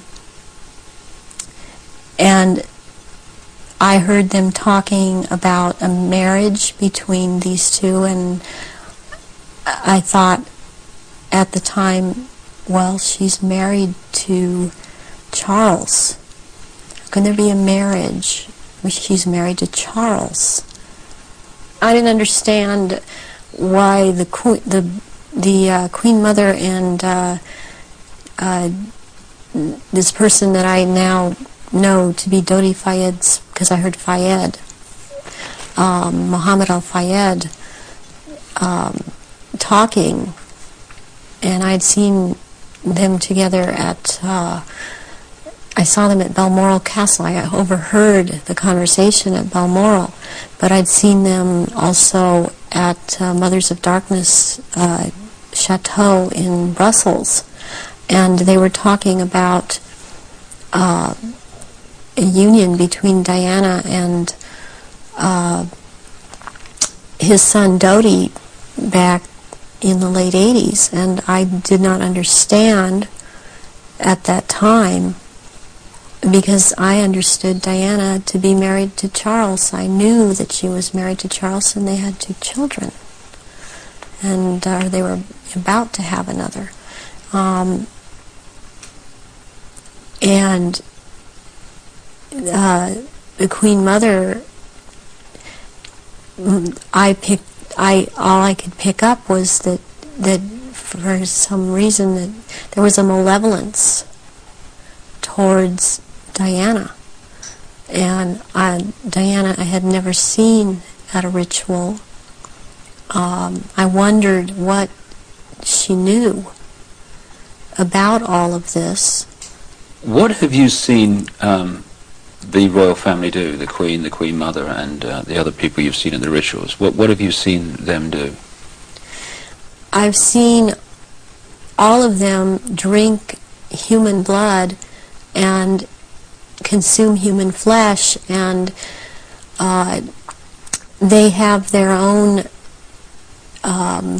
goblets in which they have blood, and these goblets are encrusted with jewels, and they also have their own daggers, and that the dagger goes into the goblet, and they stir the blood around with it, and it's also a what it is. It's a symbol of the phallus going into the vagina, and when they're doing this, and I've seen them do this, and some of them have even, like the Queen Mother I saw with, she had her own little, it would like almost, it's between a very elaborate ornate chair or a throne kind of thing brought in for her to sit. And because before these rituals actually start, there is a kind of people move around the room and talk, or recognize one another. It's a formal kind of a ritualistic setup, the way they talk and the way they introduce each other. It's like a court. What are they wearing? They're wearing robes. They're not wearing anything underneath the robes, and the robes are very ornate. They all have, the one thing in common they have is they have a red color like blood, and some of them have purple, and they have gold kinds of lines running through them. They have the Merovingian symbol of France, the fleur-de-lis, and there are jewels that are sewn in at certain points on these robes, and they wear these robes, but they don't wear anything underneath the robes, because what is going to happen, what the rituals are all about, they're going to shape-shift, and they can't have anything on under the robes. And there are orgy kind of things that go on at the rituals also. And involving the royal family of Britain? Yes, involving the royal family of Britain, and the sacrifice and the eating of, consuming the sacrifice, and they are involved in that. You've seen them do that? Yes, I have seen them do that. People in Britain, listening to what you're saying, would obviously be staggered, I guess anywhere in the world, but what would stagger them mostly is in Britain, the Queen Mother has an image of being the nation's grandmother. The nice old lady, and good old Queen Mum, what a lovely lady. What's your experience of the Queen Mother? She is very cold in reality, and she is very cruel, and she is very different than she comes across to the public. She's cold-blooded.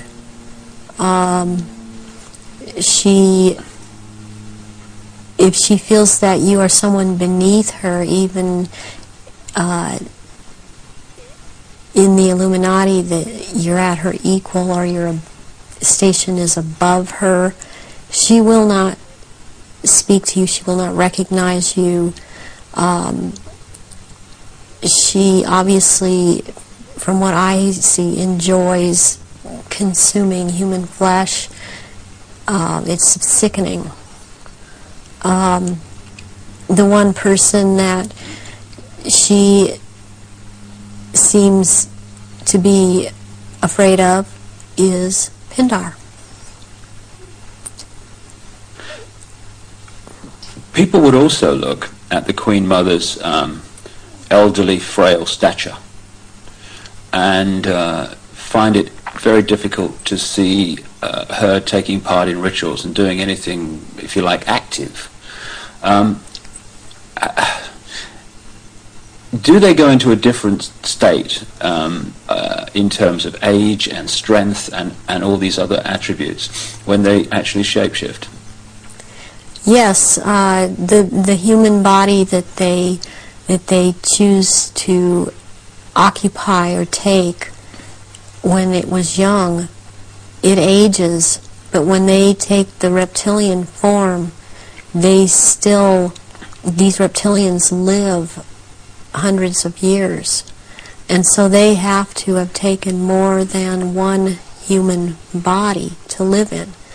A lot of them are much, much older, and I'm including the Queen Mother in this, older than people think that she is. She's been in more than one body, human form.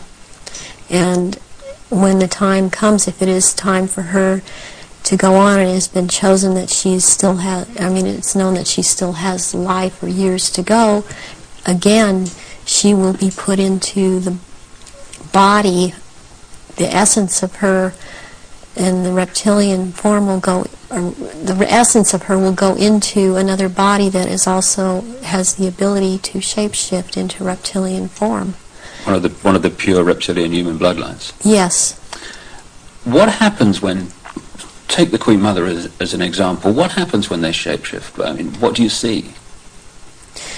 You start to see changes happen, and they're happening so fast that it's almost, it's the closest thing that I've seen to it is what they're now doing with computer technology. It's just a literal transformation that happens very quickly, and they get taller and they get bigger, and they don't look at all as reptilians like they do as humans, and thus the wearing of the robes, because if they were in clothes, the clothes would be torn apart. So let's take the Queen Mother on this subject as an example. We recognize her as a frail old lady. What does she look like when she shapeshifts at these rituals? She has, she looks like, the nose portion gets very much longer, and it grows into kind of a snout kind of thing. She has little fangs, and incisors as teeth, and there's a tongue. They all seem to have this kind of tongue when they're at this level. The tongue has a lot of long, hairy or pointed projections coming out of it. It's very long, and they have these. They don't have hands or feet. They have these claws, and they have scales, and also scales that seem to kind of disappear into one another. But it's more pronounced on the back. There seem to be lumps or protrusions coming from the head. There seem to be some kind of growth appendages at where, on the back, and they seem folded, and not all of them have that. And there is a tail, and they a lot of times will keep the tail curled. And and I've seen her when she's very displeased with something, as I've seen other members like this. This tail is whipped around, very agitated, and they do, and she hisses. What color are they? Which one in particular? Take the Queen Mother as an example. She's kind of a beige color on the underside, and by the time you're going up around to the back and the tail and the top of the head and on top of the nose, snout, whatever, it's coming to a very they're dark speckles or large speckles of dark browns, and the eyes usually they're large. They look like they're very round, and they look like they're coming out of their sockets, and very protruding, and usually the color ranges from a beige to a gold to a dark greenish gold, and then there's this dark slit up and down, a vertical slit, and and the eyes will look hooded, and when they look hooded, it's a very frightening thing, because it seems that when the eyes are hooded, they're about to do something. What do you mean by hooded? The lids come down, and it's almost, I guess it would be the same thing in a human as an expression of someone's got an idea. And how tall are they when they shapeshift? They're just about 7 feet tall. Some are a little shorter, or to a foot shorter. Some are a little bit taller than 7 feet. So what would the Queen and Prince Charles look like in their reptilian form? As to height? As to general appearance? Well, Charles resembles in both ways, in human form and in reptilian. He resembles Pindar.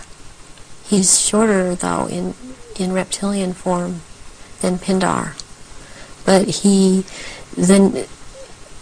the way that the reptilian, the nose shapes into the snout at that point, and the jaw becomes the underpart. It's very much like Pindar, and his mother doesn't look quite the same as he does. But what does the Queen look like? The Queen, she's darker, not quite so pale. She's darker. All over, she doesn't have the amount of I would call it freckling. It's more like a gradual, like the skin is gradually getting darker it's more smooth. And she does have the lumps up on around her head and down the tail, the spine. Charles has the tails down around the spine, and funny enough, he has the protrusions from the skull in the reptilian form, where about or above, right above where it seems like his ears would have been. What is it about the rituals that allow the shape-shifting to happen? When the victims are starting to be sacrificed, it's the scent of the blood, and they start shape-shifting at that point in time, and they can hardly wait to get to the blood. It's like they're addicted to the blood, and then the consumption of human flesh that follows. What have you seen the Queen or any of the royal family do in relation to that? Have you seen them sacrifice and consume human flesh? There are certain times when they will actually do a sacrifice, or there will have been someone doing a sacrifice, and it's not happening fast enough for them. So they will step in and finish it themselves, because the sacrifice the ritual has to be gone through. It's sacrificially, ritualistically, it has to have been gone through, and they will step right in and just start tearing the throat out, and they're getting all this blood from the jugular vein at the same time, and that has happened when there are many there that are going to be sacrificed, and they just can't wait, and tearing into the contents of the abdomen and stomach of a victim afterwards. Who have you seen do that? I've seen the Queen Mother do that, and Prince Philip and Charles. I've seen Guy de Rothschild do this. It seems that I've seen it more among royalty, or so-called royalty, do this than people that are not titled. That they don't seem to. They seem like it feels like they don't dare, but they shapeshift nonetheless. But it's like the royals that step in and just start tearing away, as they can hardly wait. How long can they hold the reptilian form in these occasions? During the rituals, it's much easier for them to hold their reptilian form. They can stay in that form. What it is that they have a hard time holding their human form. And as long as they're around blood and the scent of blood, they can't hold human form. Right. Where do you think the story of Diana fits into all this, in terms of the ritual that you know about and the royal family background that you know about? What was all that about? What happened in Paris? Diana was a ritual sacrifice because she's named after a goddess, Diana. She was chosen from before birth for the purpose of which she served. I understand and very well, and am very empathetic towards Diana, because in a way it parallels what happened to me, to have served your purpose, had 2 children, and then be tossed aside. And to her horror, though, she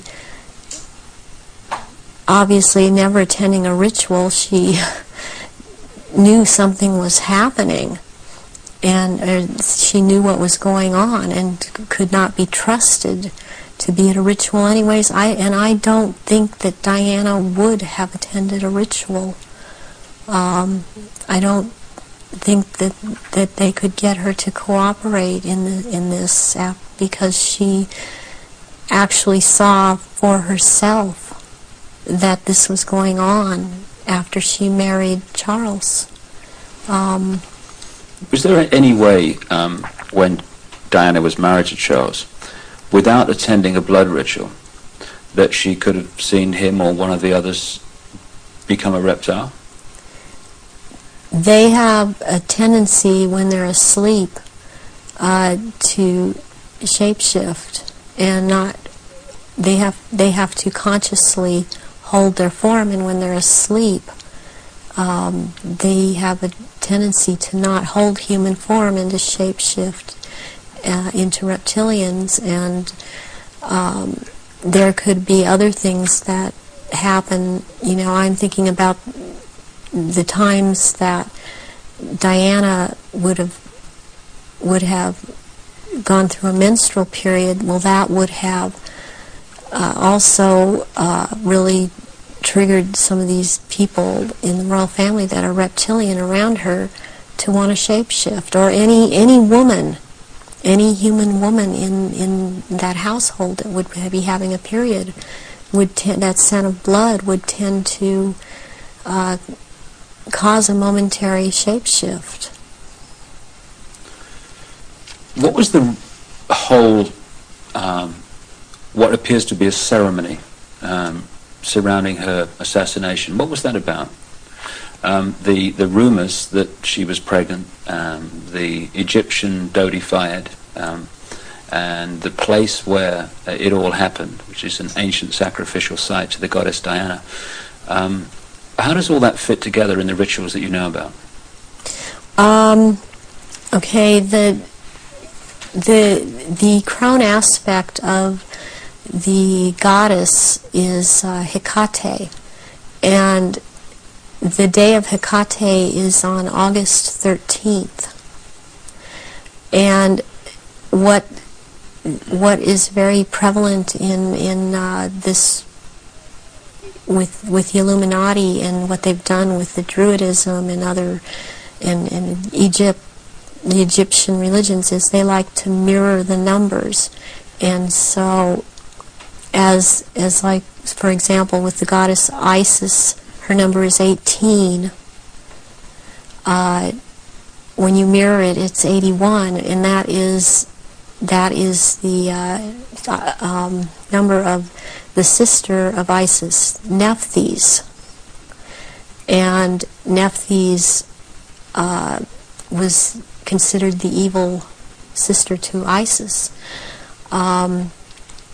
With Hecate, what I think happened here is that she was sacrificed, and it was a very important sacrifice because 3 people died, and it was a picture of the triad of Isis, Osiris, and Horus to them. Horus being the unborn child of Dodi Fayed that Diana carried, and was 3 months old, which is another very important fact, a number that's important to them, to be 3 months old. Sacrificial babies are taken in utero at 3, 5, and 7 months. And when I heard about this was a deal that I understood now had gone down. And she had to die in that tunnel because that tunnel's the passageway for Diana, the goddess. And she died at the 13th pillar again because of Hecate. And she died on the 31st because it's the mirror image of 13. And my understanding of what I get inside of me, and because I was told by Baron Guy de Rothschild last beginning of February, when he was in this country and he was there to try and reprogram me again and impregnate me, was that he was in the tunnel that night. He had to be there because not only was it a ritual death of Diana, this was also about taking her soul. And he was taking the soul of Diana, which no one else there could do. Whoever was present there could not do it. He could do it. And he was in France. This is the hypnotic stare you talk about. Yes. And drawing in the breath. And he had to be there to do this ritual killing, this ritual murder. This would mean that the ambulance team and a doctor that arrived within a minute of the crash coming the other way must have been in on this whole deal, or at least the people in charge of the ambulance team. From your experience of the kind of people involved in this Illuminati satanic network, do you think that's possible, that they could set that up? Yes, I do. I've seen a lot of things set up that if you did not know, if you weren't in on the so-called inner circle, or know what the Illuminati can do, because they depend on people not believing they're really there, you would not, you would have a hard time believing it. That this has been such a secretive group and worked in such insidious ways to infiltrate and control. And there are so many unanswered questions they don't seem to be able to answer about Diana that keep coming up in spite of all the reports that come out, because there are people that don't believe what they're hearing. What would have been the purpose of creating such a clear and definite ritual in the assassination of Diana? What would be the purpose of that when they could have killed her in another way? Because it had to be done as a ritual, because they were going to take her soul. And it had to happen in the tunnel. It had to happen that way. It had to happen in that year. And this is all, there's all a timeline to all of this. There's been many rumors that she was pregnant, but as I understand it, one of her friends says that that was not possible because she knew that very shortly before she'd had a menstrual period. Is it possible to be pregnant and for that to still happen? Yes, it is. This happened to me.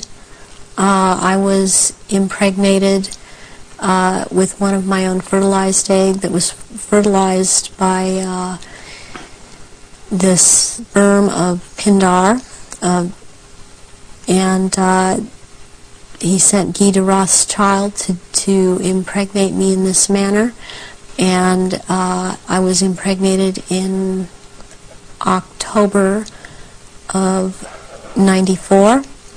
I had periods up until February when it was discovered, and they seemed normal, not light. And I then was, since I had the background of a nurse, I was and had worked with a nurse midwife delivering babies. I was, for some reason, it occurred to me to check my stomach, my abdomen, and I realized that I was pregnant, and so I ended up seeing a doctor who told me, I mean, he verified, you're pregnant. He did it with blood test, with the urine test, and ultrasound exam, and if I don't do an abortion on you tomorrow, you're going to have to go through a different type of abortion, which probably would have been a saline abortion. And I knew what I was pregnant with by that time, and so I was terrified to go through with it, and I could not go through with it, knowing what I knew, and so I had the abortion. But I had periods the whole time. You were impregnated at the point that it happened without you having any knowledge of it. No, I did not. Is it possible that that happened to Diana if she was, as the evidence that I've looked at suggests, also mind-controlled and a multiple from the early part of her life? That is definitely more than a probability. The thing about being multiple or dissociative identity disorder is that the host person doesn't know that they are, but they have missing time, but then they have amnesia for the missing time. They don't realize they're missing time. They don't realize things are happening to them. They show up, you know, pregnant. They show up with marks on their bodies. They don't know, well, I think I must have bumped myself, and that's not actually how it happened. Or they have needle marks on their body when they've been gotten a hold of and drugged. And it's only when they start to realize something's not right and they try and make a timeline and try and account for their time, they realize there's so much they can't account for that they simply took for granted. Oh, I was out shopping, or I was at this person's house, or I was over there. Then they realize they don't have a timeline for any of these things. Do you think that Diana's two children were Prince Charles's children? I do not believe that William is, I've heard that he was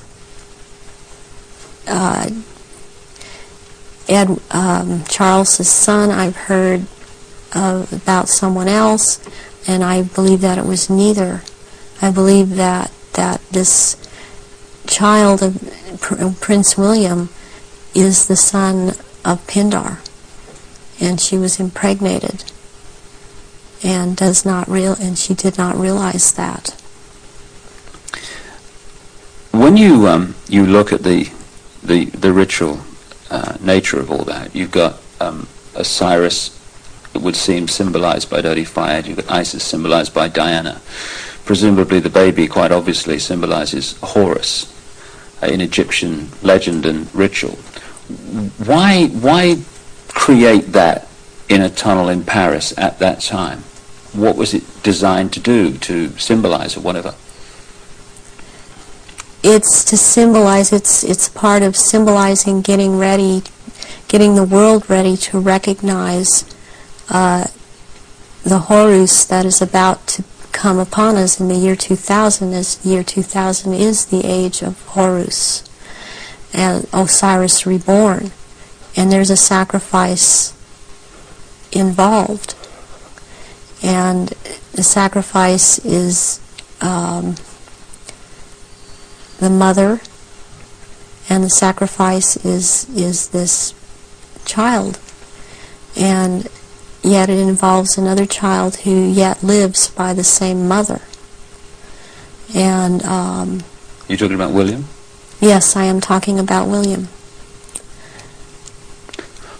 What would have happened to Diana in your experience of the ritual, and what would have happened to the unborn child after the events in the tunnel in Paris? That Diana left the tunnel dead. She didn't leave that tunnel alive. That ritual, she had to die in that tunnel, and they had to take her soul in that tunnel, and they had to take the soul or developing essence of the unborn child.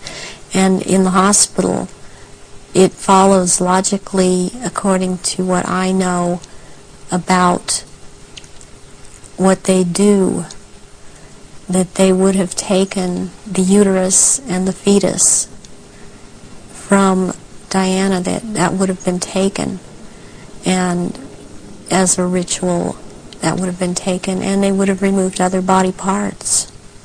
And done what? Distributed them for high Illuminati members to consume,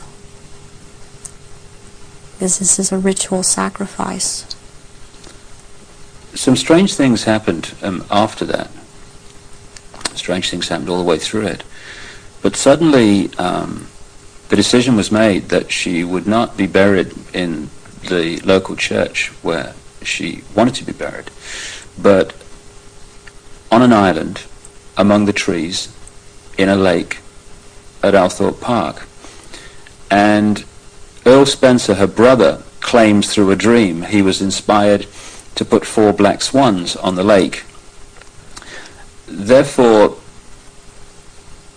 from your, again, knowledge of the ritual, what does all that mean? Why do that? Because 4 black swans have to do with 4 directions, 4 seasons. They have to do with sealing something for all eternity. To have 4 of something black, like that swan's figure in Celtic mythology, quite a bit in the Druid mythology, and black is the color of Hecate, and also one of the goddess aspects, the 3 goddess aspects that they have, the name is Black Flame or Black Star, and Black Flame means unto death, and so therefore the color black, and somewhere in there would be a flame. The decisions after her death to put her on an island among the trees in a lake and the 4 black swans were all, at least on the surface, taken by her brother Earl Spencer. Have you any experience of him? Earl Spencer I have seen at rituals. He's definitely tied into it. Her family has been part of this. She has this bloodline. I have not seen him shapeshift, but he's tied into it. You've seen him at rituals in yes, which I have. Sacrifices took place? Yes, I have. What about her father? Any knowledge of him? Her father was present at rituals. Her father would have been involved way before Diana was born. For her to have been involved and watch her actions after she was married, cutting herself, being anorexic, being bulimic, these are so indicative of someone who has been involved in mind control, has been hurt, and has been forced to follow mind programming. That this would have started when she was a little child, and her father would have been involved. So if they got her into this mind control stream from birth, presumably they would have been able to shape events right from that point to the 13th pillar. Yes. Yeah, they would have. When somebody becomes what we call multiple personality disorder or dissociative identity disorder, there are many programs that are induced, that can be induced at any point. I mean, you've got the machinery in place when they're a very small child, and as they're grown, they can install programs at any point and have different parts hold these programs, and they can be made to do just about anything. They're taught things such as red light is a green light, go through the light. They drive faster than they realize they're driving. They are able to memorize or see, just glance at something and right away just pick what the point is that they're going after for some reason, or they can memorize phone numbers in just a glance. The car hit the 13th pillar, driven by Henri Paul, who was missing for 3 hours that night, a man who's been connected to both British and French intelligence. Given the obsession with the number 13, it seems beyond coincidence that with all those pillars in the tunnel, it hit the 13th. Is it possible to mind control someone like Henri Paul so that at speed they could pick out the 13th tunnel, the 13th pillar? Yes, yes, it is. He also, it's very, very possible that he was drugged and programmed in the time he was missing. It's possible for him to have taken medication but not have it affect him at all. Does that include alcohol? Alcohol also, yeah. And then maybe later or not, it would affect him, depending on if that's what the program was for it to affect him. But it might not affect someone at all. I've been through this myself, so I know this to be true. And what happened to you in this instance? It was a very bad time in my life. The one time in particular I'm speaking of, where my then husband told me that he wanted a divorce, and I took approximately 8.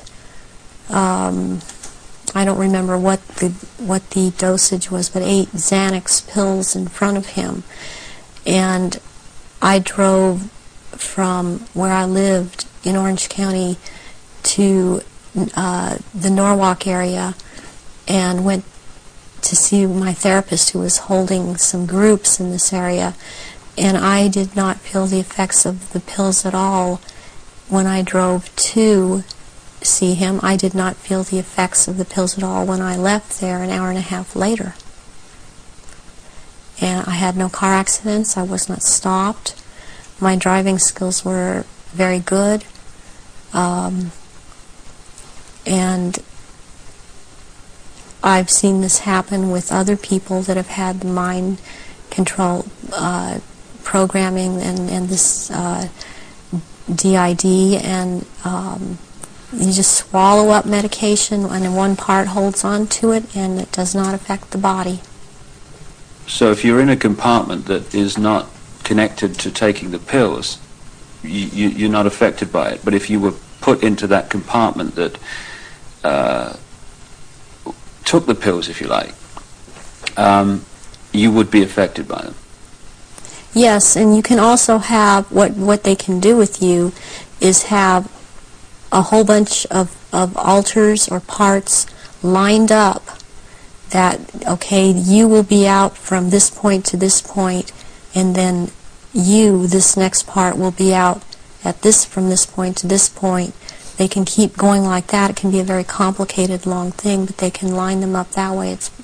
That's the way the programming goes. Do you think this could explain the apparent mystery of a alcohol reading of Henri Paul that was equivalent to 8 Scottish on an empty stomach, while the video evidence of the Ritz Hotel security cameras is that this was not a man in the minutes before he drove Diana into the tunnel that was in any way at that level of drunkenness? Yes, that can very well explain it.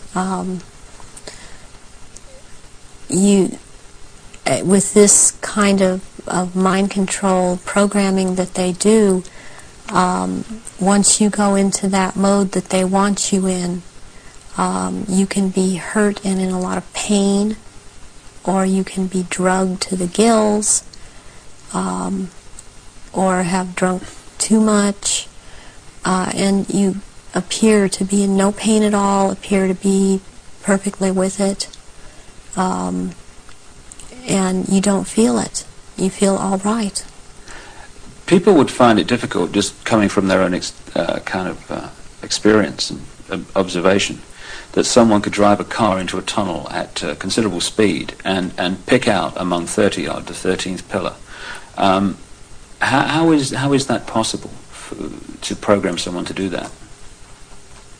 Because that someone has been taught and programmed and taught and programmed and taught for quite a while how to do this at a very fast speed. The mind works very fast, and if they have the mind and body connected the right way, they can drive.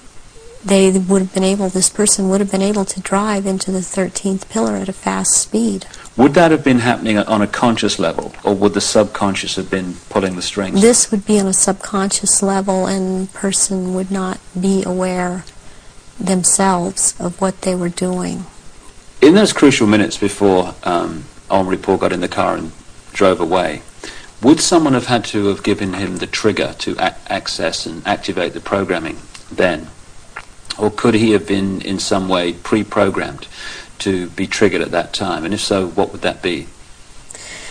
Well, he was probably programmed to do all of this at a trigger signal. And so what happened is that somebody triggered him with a preset signal that he was told, when you are given this signal, you will act out. But the program was already set to go off when the trigger, when he saw the trigger. What form could this trigger have taken? It could have been a hand signal. It could have been a certain type of handshake. It could have been a color that he saw that was flashed in front of his face. It could have been a certain person doing a hand signal. It's most likely that there was a person present that he was to react to when this person said something or signaled him in some way. Given the extent of your programming from birth, how was it possible for you to break out of it, as you appear to have done now? One thing that happened is that in 1989, my programmer handler died, who was Mengele. And he was in this country so much, and I was around him so much, and he had a lot of control over me. And what happens when a programmer handler dies, they usually have taught the person that they've been working with, to be very, very loyal unto death to them. And that's something that they, in the end, it works against everything, because when they die, even someone else coming in and trying to take over, a lot of these altars are not open to that and are loyal to that one person. And in my case, Baron Guy de Rothschild is the one that tried to take over. And for some number of years, there was a lot of the time, half the time they got their way, and half the time they didn't. And in major things, they did not get their way. One of the things that I went out and did in 1993 was I cut my hair off, and because I was publicly seen and known to have very, very long hair, I could no longer be seen. I could not be seen with my hair cut off short. This would have caused a lot of questions with other people that had been programmed. And they still tried to carry on with other parts where I wouldn't have to be publicly seen, because they still consider me to hold this status. And they still consider me their property. I was always told I was their property. One question that people would ask is, given all that you know, why don't they just take you out?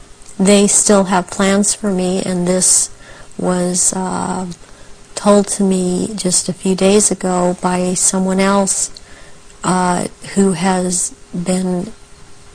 spoken with Baron Guy de Rothschild, that they have plans for me, and they plan to try to have me back because of the psychic abilities, and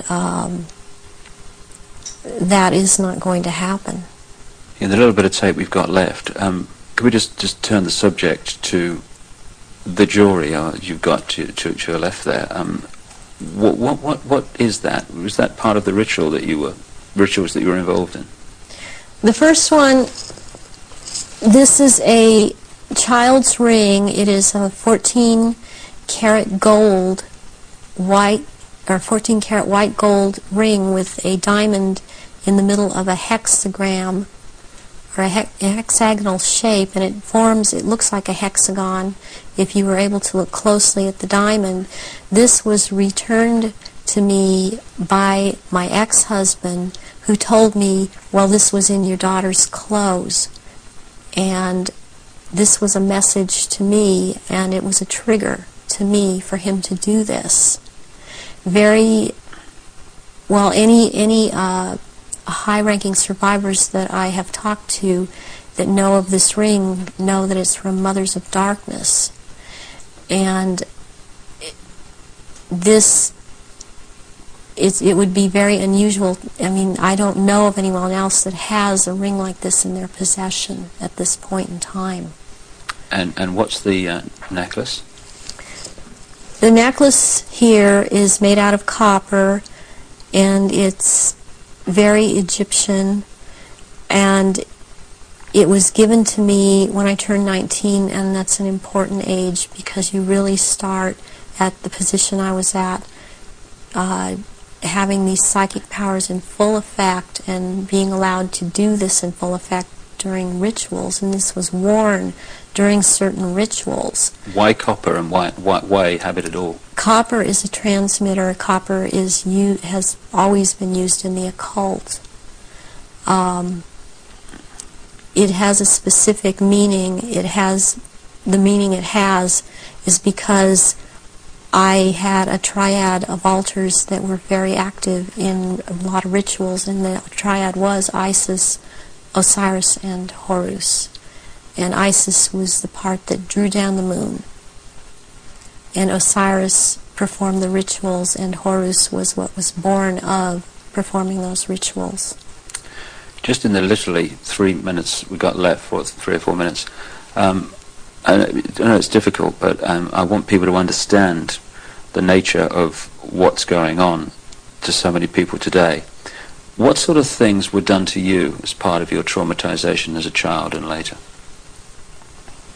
I was electroshocked to the extent that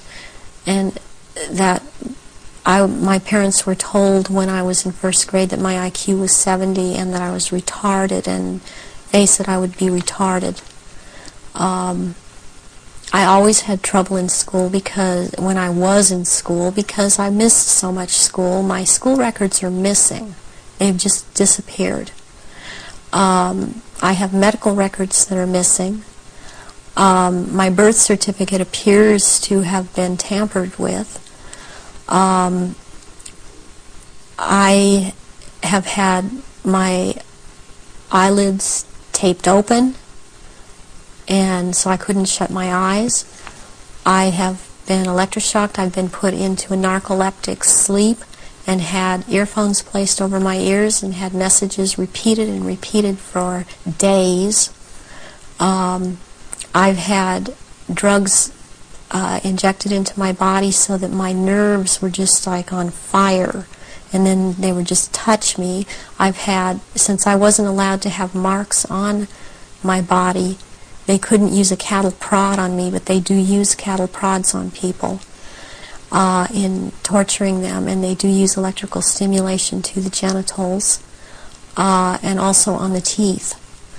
and they like to inject between the toes and under the fingernails and up in the gums. I've also had some kind of scarring done up through the roof of my mouth all the way up to the brain stem back here that gives me a photographic memory.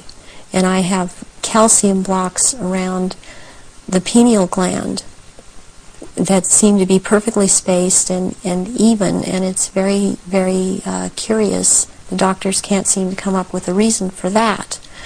I have been programmed to be anorexic, to be bulimic. For the government programming, since I was also used by the government in this country, I was programmed to cut my arms if I started to remember, which I was punished for by the Illuminati, as I was not to have these marks upon myself. I was made to eat my own feces as a little child. I was made to drink my own urine. I was not allowed to go to the bathroom. I was placed in a sensory deprivation tank. I had my shoulders, my knees, my toes, and my fingers, my elbows dislocated and then put back into place when they wanted me to be traumatized.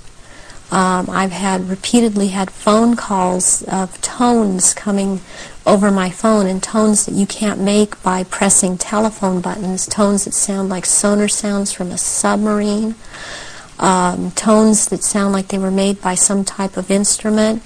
And I have had directed energy used on me, ELF, low frequency electric waves used on me, microwave energy.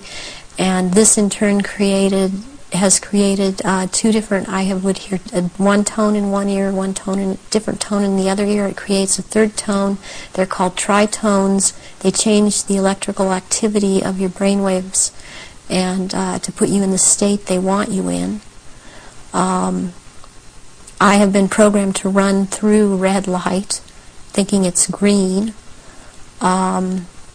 There's been a lot of programming done around my children. They've used my children against me.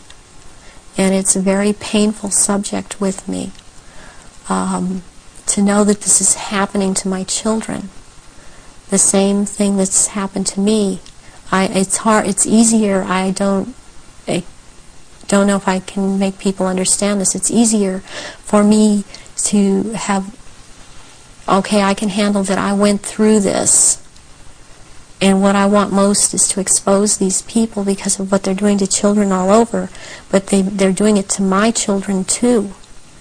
And my daughter believes I've abandoned her. My son believes I abandoned him.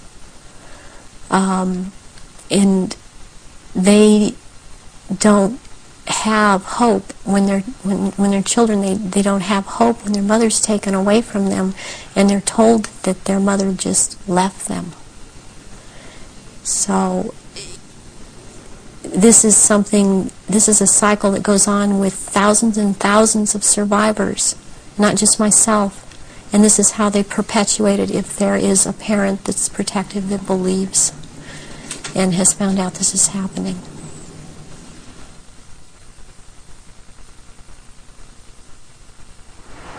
The astonishing revelations of Arizona Wilder, a very, very brave lady who's chosen to stand up and be counted. And only by enough people doing that is this nonsense and this manipulation going to be brought to an end, as it is in the next few years.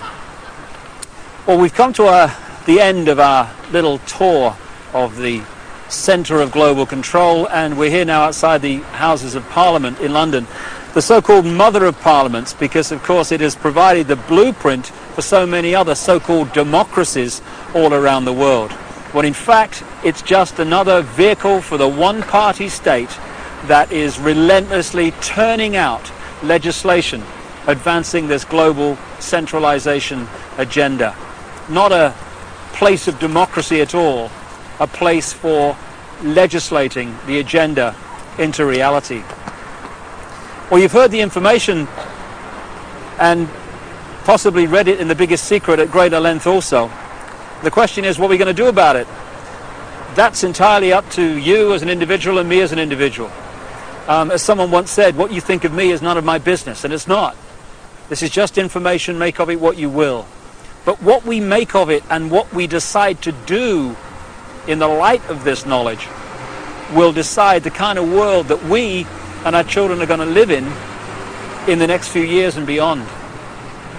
The Chinese have a word that means at the same time both danger, crisis, and opportunity. And that's the situation we're in now. Yes, there's a crisis. Yes, there's a danger of this global fascist state becoming reality, but it's also an opportunity to wake up and make the change that will turn this planet from a prison into the paradise it once was and the paradise it will become again. And that is about choice. Choosing what we do as a result of what we know. And I quote in my books a number of times an American comedian called Bill Hicks, a genius in his way, very angry man, but a very brilliant man, a very profound man. And he described life in this way. He said, life's like a ride in an amusement park. And when you go on it, you think it's real, because that's how powerful our minds are. The ride goes up and down, round and round. It has thrills and chills, and it's very brightly colored, and it's very loud, and it's fun for a while. Some have been on the ride for a long time, and they remember, and they come back to us and they say, hey, don't be afraid ever, because this is just a ride. And we kill those people. Shut him up. I've got a lot invested in this ride. Shut him up. Look at my furrows of worry and my family and my big bank account. This has to be real. It's just a ride. But we always kill those good guys who try to tell us that and let the demons run amok. But it doesn't matter, because it's just a ride. And we can change it anytime we want. In other words, it's just a reflection of our own attitudes. And to change, as Bill Hicks said, doesn't need big bank accounts. It just means a choice right now between fear and love. Fear is the four-letter word that has controlled this planet and this human race for thousands of years. Love is the word that will set us free. And that's the choice we face now. And the world that those two choices will create will be so different as to be unexplainable. The chasm between the two, a prison or a paradise.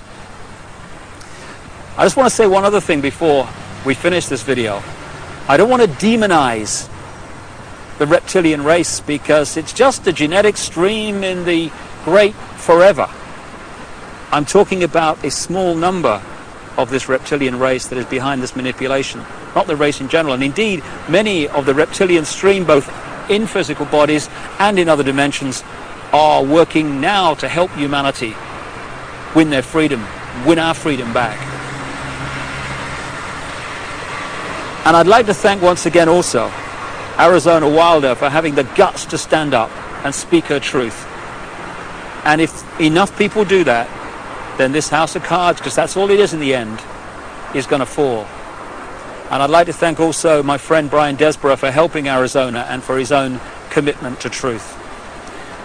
We're now at the crossroads of the evolution of the human race, or a crossroads anyway. And the good news is this: there is a global awakening going on. I've spoken in something like 20 countries in the last 18 months. People are waking up. They're asking questions. They're seeing themselves and the world in a different light. And this is going to gather pace and is gathering pace all the time. And it's this transformation of human thought and perception that is going to bring the change that we've dreamed about for so long. Dreams are merely imagination, which can be made reality if we're prepared to do what is necessary to achieve that. That's the challenge we face now. It's a wonderful, wonderful time to be alive, and we're all privileged to be here to play a part in setting this world free for the first time in known human history. From the epicenter of global control, but not for very much longer. Thanks for listening. Goodbye.